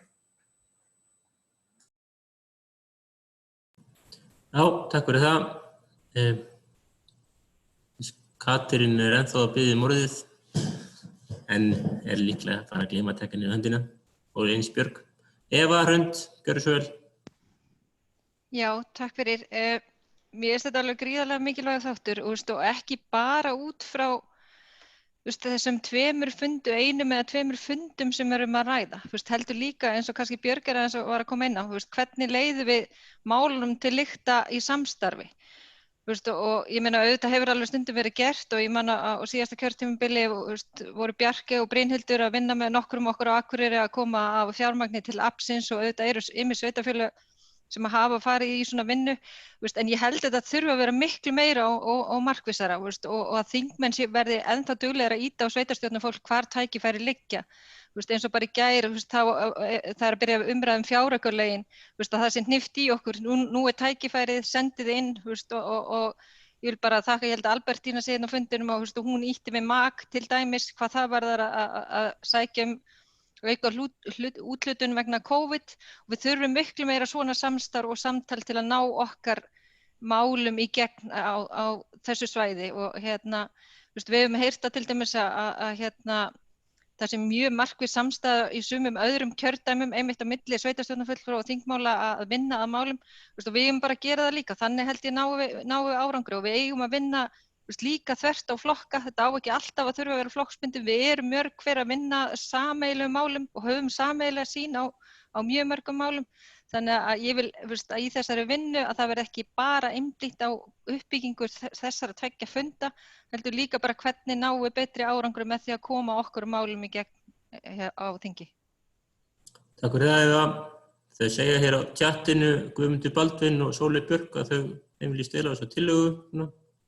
En hér er þingmaður meðal okkar og Albertína hefur beðið orðið. Gjörðu svo vel. Sælverði, gaman að sjá ykkur. Leiðilegt að þau hinn komist ekki. Ég var svo sem ekki beðin fyrir kveðju nema frá Loga, en ég er nokkuð viss að ég eigi samt að bera kveðju til ykkar frá þeim hinnum. Út af því að það er nú bara þannig að það gekk betur heldur en áhorðist að ræða fjárlög í gær, þannig að það er búið að blása til atkvæðagreiðslu á eftir, þannig að það var boðað til þingflokksfunda bara einmitt sumir klukkan 10:30 og aðrir klukkan 11 eins og hjá okkur. Þannig að bara því miður, ég veit að þau hefðu örugglega öll vilja vera með ykkur. Og en það lendir bara því miður stundu svona og þetta eru mikilvægar atkvæðagreiðslur sem tekur svolítinn tíma að undirbúa sig fyrir, enda margra klukkutíma atkvæðagreiðsla. En mér langaði nú bara að þakka ykkur kærlega fyrir boðið á hana fund. Ég hefði gjarnan viljað vera á öllum fundinum út af því að ég sá að það voru mjög áhugaverð málefni á dagskrá hjá ykkur en ég var því miður fyrst á atvinnuveganefndarfundi bara þangað til núna.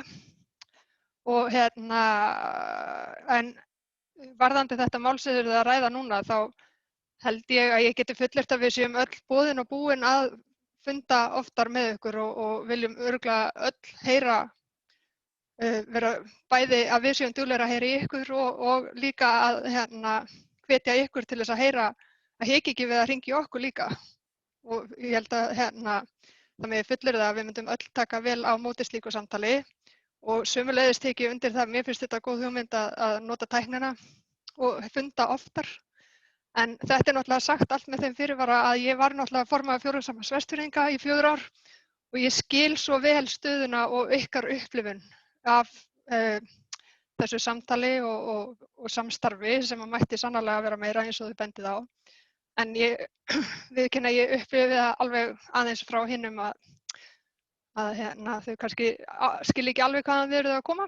En ég held að með auknu samtali og með tillögu eins og þið eruð að koma með svona áskorun þar sem við raunverulega setjumst niður og ræðum hvernig getum við bætt sambandið og hvernig getum við unnið betur að hagsmunum svæðisins, þá held ég að við getum bara öll unnið. Þannig að ég allavega mjög jákvæð fyrir þessu. Vildi bara koma því á framfæri. Takk. Takk fyrir það, kærlega. Á Helena lýsti hérna tjættunum líka yfir ánægði með tillöguna, en á næstur á mælendaskrá Kristján Þór og svo Jón, og þegar Kristján hefur lokið máli sínu þá mælendaskrá lokað undir þessu lið. Gjörðu svo vel, Kristján. Takk fyrir, þetta er svo mikil halleluja samkoma hérna, það hægt að taka undir með ykkur og sérstaklega Eva og gott að heyri þér Albertína líka.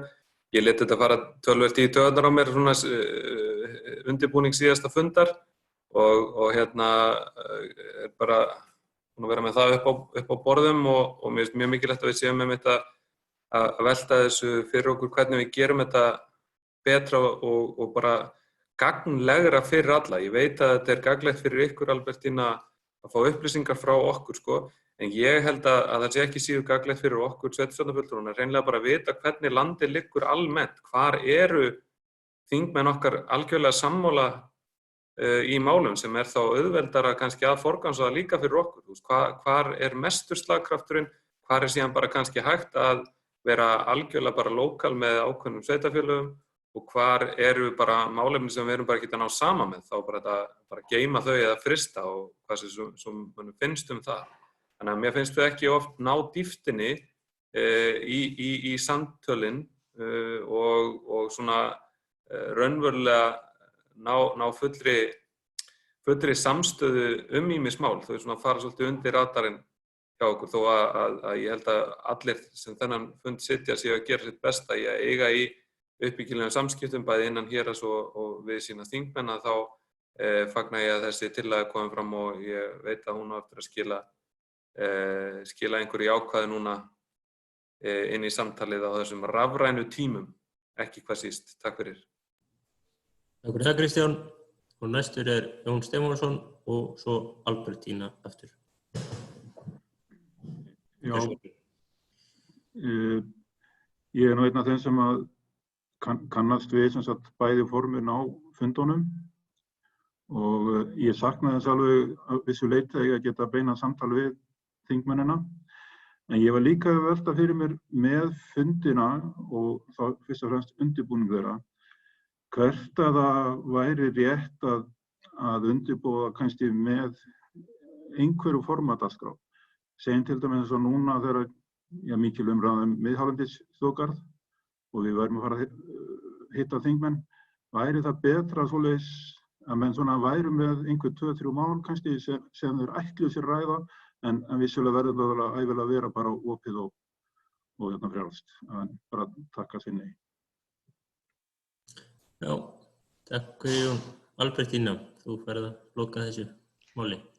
Takk hérlega fyrir. Ég sendi ykkur óvart minnispunktinn minn, en mér var sem sagt parað út, það var þingmaður í stjórnarmeirihlutanum sem þurfti að fara í jarðaför og þá sem sagt hefðin að okkur við erum svona sveigjanleg með að halda jafnvæginu í atkvæðavæginu og ég var þess svona mér til mikillar sorgar send heim til þess að, til að halda jafnvæginu, sem nú bara hitt besta mál. En þess vegna ég sem sagt eini þingmaður sem ekki á þingflokksfundi í augnablikinu bara til þess að útskýra það. Ég sem sagt ekki bara að skrópa. Þetta gert með leyfi. En mér langaði kannski aðeins að bregðast við því sem kom fram, ef ég má. Já, ef ég má. Ég gerir ráð fyrir því. En, ég leyfi við þingmönnum að bregðast við ályktunum sem við ætlum beint að þeim. Já, mér finnst ályktunin bara hið besta mál, eins og ég sagði áðan, og ég held að eins og Kristján Þór kom inn á, þá gæti við alveg verið duglegri við að einmitt að hafa samband þegar það eru líka stærri mál inn í þinginu, eins og Eva benti á, þá til dæmis komst ég að því að það hafði ekki borist umsögn frá MAK fjáraukalögin sem að getur náttúrulega skipt gríðarlega miklu máli. Ég veit ekki hvort að það skili endilega þeim fjármunum sem við myndum vilja sjá, en það er þá allan að búið að gera allt til þess að reyna að það gerist. Og það er gríðarlega mikilvægt og við þurfum bara, ég held að við þurfum öll að vera svona aðeins meira vakandi fyrir því einmitt, þegar það eru svona stór mál inn í þinginu og svo sem líka smærri. En mér finnst þetta líka áhugaverð hugmynd sem að Jón kom með að halda ég vel sérstaka fundi þar sem við ræðum þessi stærri grundvallamál, eins og til dæmis hálendisþjóðgarðurinn eins og fjárlögin eru og svo framvegis. Það eru vissulega þessi föstu fundir, þar að segja í tengslu við kjördæmavíkunar, að það náttúrulega liggur fyrir strax í upphafi hvers þings hvenær kjördæmadagarnir eru, þannig að það ætti að vera hægt að skipuleggja þá með miklu meiri fyrirvara heldur en við höfum verið að gera.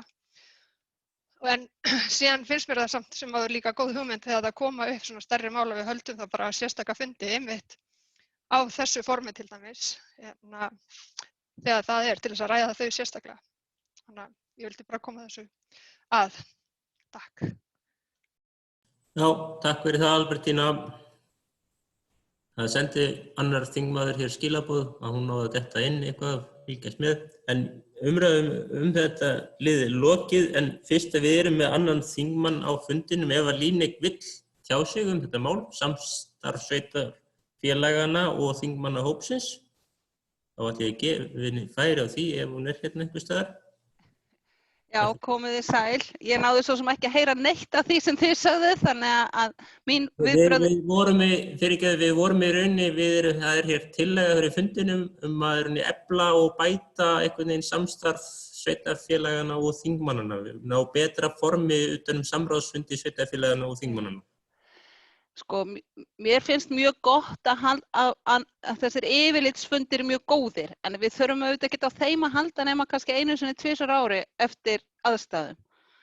En svo er þetta nú oft þannig að í þeim nefndu sem maður situr, þá tekur maður eftir því ef það vantar umsagnir ákveðið mál frá einhverjum í kjördæminu og þá hef ég bara gert það ofta að hnippa í fólk og jafnvel væri skynsamlegt held ég að taka þá fundi afmörkuð málstundum og höfum svo sem gert það. En sko ég held kannski að við þurfum bara að vera opið fyrir fjölbreyttum möguleikum og núna þegar við erum orðið svona flink í tækninni að þá geti verið betra að halda þessna bara fundi þar sem við erum ekkert endilega alltaf allir þingmennina, heldur þingmennina sem eru að vinna með tiltekið mál og tiltekið sveitarfélög eða stofnanir sem að þau mál snúa sérstaklega að.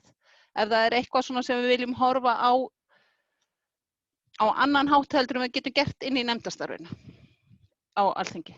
En við auðvitað þingmenn þurfum að vera líka mjög vakandi fyrir því að benda á það þegar vantar umsagnir mál sem við vitum að skipta kjördæmi miklu máli. Og svo er auðvitað bara þetta að við höldum þessi yfirlitsfundi, þá náum við að kynnast og auðvitað er ekki mikið tækifæri til þess í fjarfundunum en þegar við hittumst og það er auðvitað bara mjög mikilvægt að halda sambandi á báða bóga. Takk fyrir það. Bæði þessu formlega og óformlega.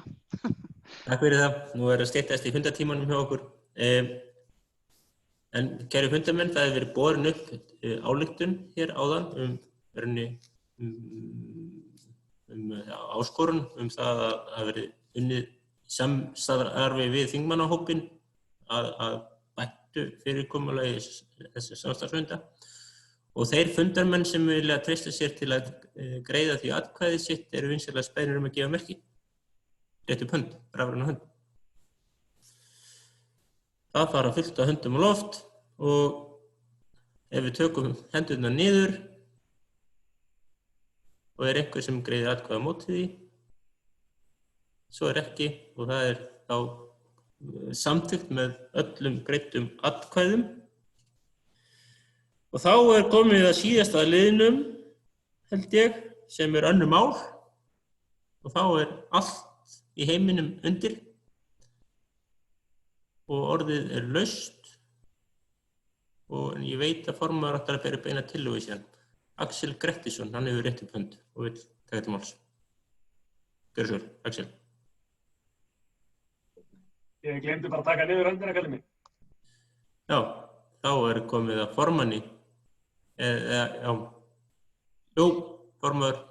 Já, það var vegna umræðu okkar stjórnarlaun frá síðasta ársþingi. Þar sem við vorum aðeins að ræða ástandið vegna COVID og hvort það væri ástæða til þess að lækka stjórnarlaunin. Það var svolítil umræða að stjórnarlaunin eru núna beintengd stjórnarlaunum hjá Akureyrarbæ, bara eins og þeir eru þar í undirnefndum. Og það var svona allavega ákvörðun að við myndum skoða hvaða breytingar Akureyrarbær myndi gera. Við vissum að við myndum lækka laun bæjarfulltrúa og nefndarmanna og kannski gæti verið æskilegt að setja sambærilega tillögu hingað inn. Ég ætla allavega þú mátt varpa henni bara á, ertu með hana, Elva?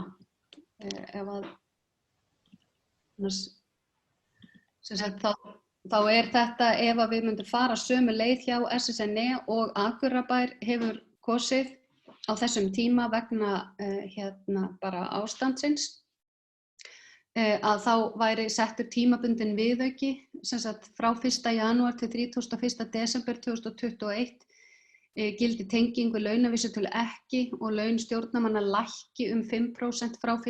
janúar 2021 og taki ekki öðrum breytingum til loka árs 2021. Laun stjórnarmanna skulu vera 45.266 krónur fyrir setinn stjórnarfund og laun formanns skulu einnig vera 45.266 krónur fyrir setinn stjórnarfund, auk mánaðarlauna að fjárhæð 118.821 króna.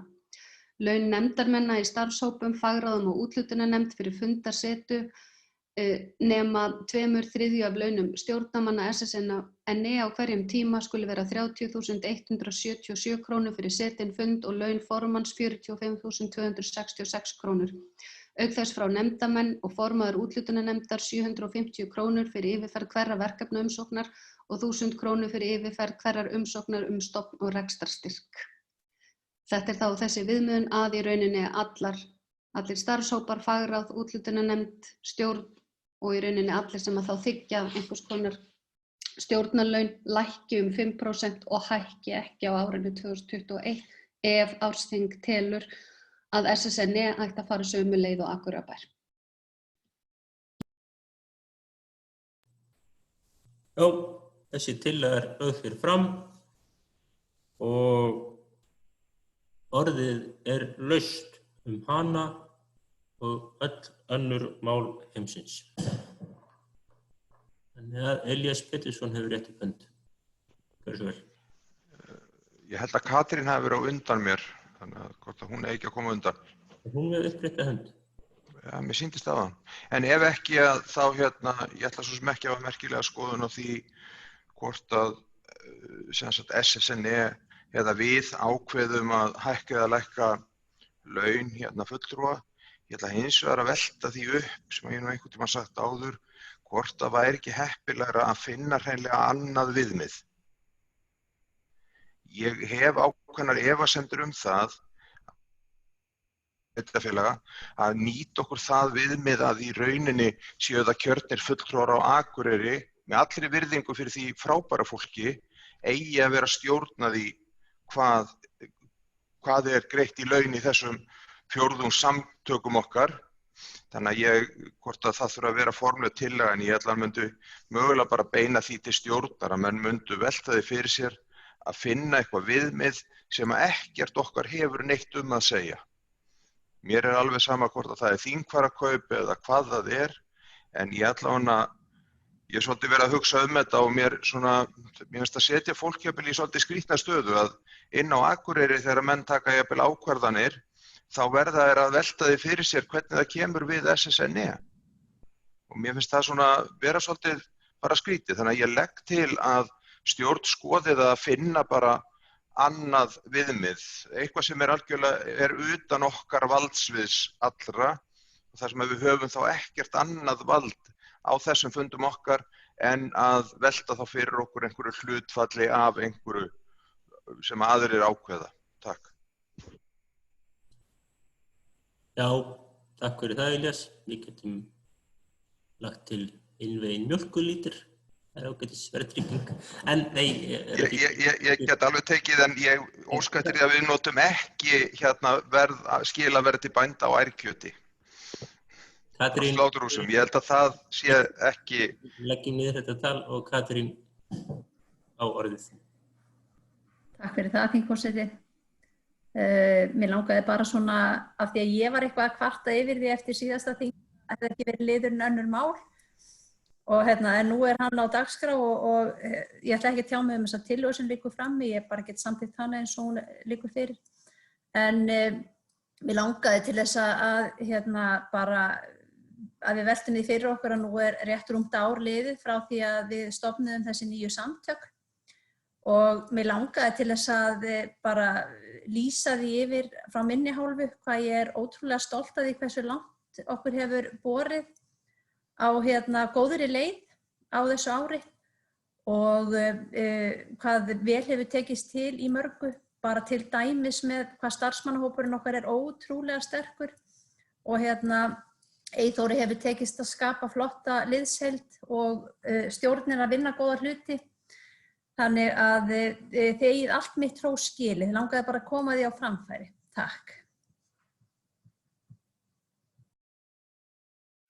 Takk fyrir það, Katrín. Og ég ræddi það hér í morgun og akkúrat í dag erum við líka akkúrat að vera búin að vera 1 ár á einhvers konar almannavarna ástandi. Þannig að það er gaman. Katrín er svo eina sem er hendi á lofti. Það er engin fleiri sem vilja óska eftir því að fá að taka til máls. Það eru margir hérna á chatinu sem taka undir með Elíasi og Katrínu. Til ljóta halleluja samkoman. Þannig að það er enginn sem kveður sér hljóðs og klukkan er orðin 11:32. Þannig að það er... Fyrirgefðu Sigurður. Spurningin er, á ég að fara að búa til tillögu eða erum við tilbúin að setja þetta einhvers staðar þarna inn að þetta verði skoðað? Já, þú verður að taka það ákvörðun hvort þú gerir tillögu eða hvort þú treystir stjórn til að vinna eftir orðinum héðan í frá án þess að byrja upp sem tillögu. Við skulum orða það þannig að ég gerði tillögu munnlega en ég treysti stjórn alveg fullkomlega til þess að græja þetta. Þetta er gott fólk. Já, þá kemur ekki fram skrifleg tillaga, heldur við tökum þetta til okkar, en þá Guðmundur Baldvin, hann hefur rétt upp hönd, gjörðu svo vel. Ég ætla bara að taka undir með á Elíasi í rauninni að það verði þá gert á árinu að finna þá nýja aðferðafæri við að tengja laun stjórnar SSNE. Ég held að það væri, þetta er verið að frista þetta núna í 1 ár og ég held að það væri bara gott að stjórnin kæmi með tillögu fyrir á árslok 2021 nýja tillögur á þessu og við bara treystum því eins og Elías sagði. Það er notað. Þá er tillagan eins og Hilda Janna kynntana hér borin upp til samþykktar eða synjunar og þeir sem að vilja eru treysta sig til að samþykkja þessa tillögu eins og hún var kynnt, þeir réttu upp ína rafræna hönd núna að koma slatti á höndum upp. Já, það bara margar og nú ætlum við að taka þær niður og þeir sem að ætla að greiða atkvæði á móti, þeir réttu upp rafræna hönd núna.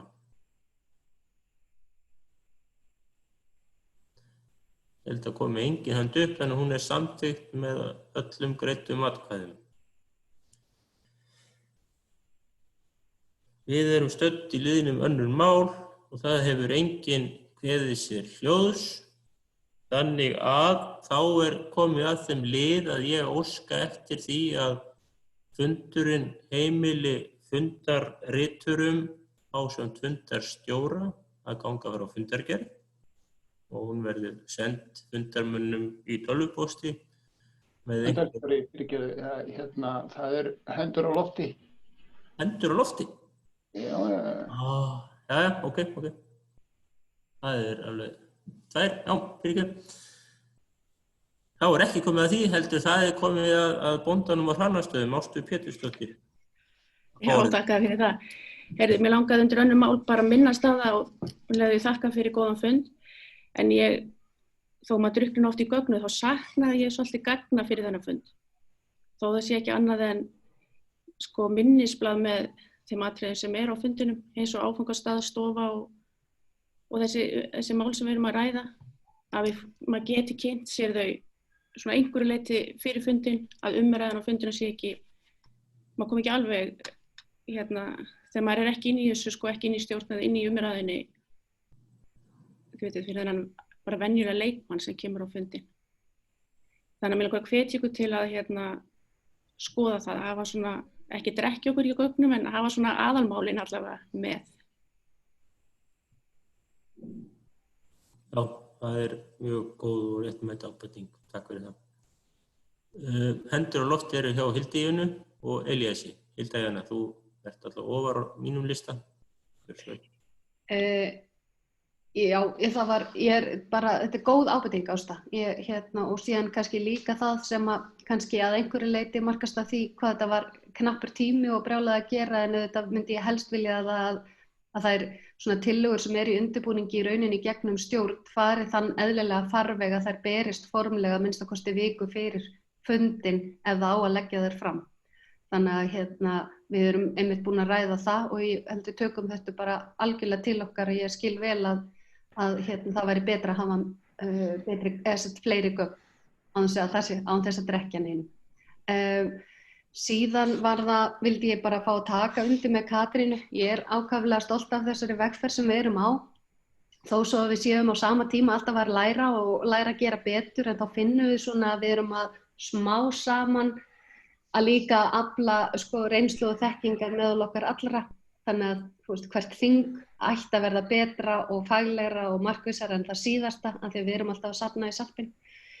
Og síðan bara vil ég fá að auðvitað þakka fundarstjórunum fyrir og öllu þessu starfsfólki mér finnst og stjórn, mér finnst þetta bara magnaður hópur og ég veit að maður situr stundum og líður eins og hlutirnir gerist ekki alveg nógu hratt, en ég veit að það eru brjálæðislega margir boltar á lofti og starfsmenn að hlaupa mjög hratt, þannig að ég held að það hafi mjög gott af jólafríi núna. Og svo vildi ég nefna að ég búin að senda Memmo og Eyþór að muna með mér að svíkja ekki Elías að breyta þessum viðmiðum. Ég held að þau séu mjög réttmæt og góð, en svo langaði mig að leggja fram að lokum tillögu að næsta þing verði haldið þann 16. og 17. apríl í Eyjafjarðarsveit. Ef COVID lofar. Já. Elías, þú ert með hend á lofti. Já, takk. Það var eiginlega tvennt. Það var eitt ég las fundargerð stjórnar núna síðustu og þar fannst mér mjög góð bókun snerist að því að bæta fundargerðir eins og ég skildi að þessara milliþinga og þess áttar. Og mér fannst hún mjög góð. Það sem að ég eins ætlaði kannski að beina þá til ykkar í stjórn og framkvæmdastjóra og ég komst nú ekki alveg að á, en mér langaði líka að dásta því hvað hann setur fram flott, vel framsetta fjárhagsáætlun og allt það, þetta var mjög vel gert, en að beina því til ykkar að fundargerðir séu þannig að við sem erum að lesa svolítið skiljum hvað máli snýst, að það sé einhver innleiðing, einhver niðurstaða og í þeim tilvikum sem það mögulegt að þá séu fundargögn gerð aðgengileg. Við erum, þetta hópur fólk sem að hefur misjafnan tíma og það mjög gott ef það væri hægt að gera þetta þannig að menn í rauninni skildu af hverju málið komið fyrir, hver niðurstaðan, umræðan, niðurstaðan og fundargögn aðgengileg. Að því sögðu að þá langaði mig aðeins í lokin að segja í rauninni, af því að nú ég einn af þeim sem kom að því skemmtilega starfi en stundum krefjandi að sameina öll þessi félög sem að voru og ég hef alltaf verið átt af betur og betur á því hversu rétt ákvörðun það var. Og þetta og eins og þetta hefur farið af stað og þar þetta þakka stjórn og framkvæmdastjóra gríðarlega flott starf, þá hafi ég ekki verið algjörlega samferður á einhverjum tímapunktum þegar maður var svona mest kannski að reyna að fá eitthvað, að þá ég algjörlega samferður það að það var rétt ákvörðun að sameina þau félög sem við vorum að sameina í eitt félag og tel að allt sem við erum að sjá að þá sé það að ganga, jafnvel betur heldur en að ég stundum þorði að vona. Þannig að takk. Takk fyrir það, Elías. Nú Hilda með hend á lofti, en... Já, það bara ég glöð takk Elías fyrir að nefna þetta með fundargerðirnar. Ég átti náttúrulega að nefna þetta að við ræddum sem sagt í stjórn og þá bara fínt að nefna það hér, sérstaklega ef einhver gerir athugasemd við það, en við samþykktum sem sagt að fundargerðir Eyþings gamla og síðan á síðasta stjórnarfundi hafa verið mjög ítarlegar með hver sagði hvað. Það tókst 2 starfsmenn 3 daga að rita fundargerð eftir síðasta ársþing. Þannig að við lögðum fram þessa bókun að stjórn SSNE samþykkti að í fundargerðum árs og aukaþinga sé farið eftir venjum ritun fundargerða og það innifeli skýran inngangstexta og afgreiðslu mála þar sem fylgiskjöl og upptaka fylgi hverjum lið. Þess vegna erum við að horfa á upptökuna, þannig að það engin gögn eða neitt sem fór fram á fundinum að vera óljóst og óskýrt. Varðandi, við höfum reynt að vanda okkur við þetta, Elías, með fundargerðirnar og kannski vekja athygli á því að við setjum alltaf viðmiðunarreglan svo að það eiga að birtast öll gögn með fundargerðum, svo framalega sem þau að einhverjum ástæðum ekki trúnaðargögn og það alltaf svona hlekkir, þá verður það svona blátt inn í fundargerðin en ekki undir. Þannig að öll fylgigögnin eru á hlekki, ég vona það sé ekki óljóst, en við tökum ég veit að við í stjórn erum öll sammála það að þetta skiptir gríðarlega máli, að það sé gagnsæi í þessu öllu og öll gögn og einmitt inngangstexti og afgreiðsla sé skýr og það sem það sitja ekki allir í stjórn, annars bara takk. Já, takk fyrir það. Þá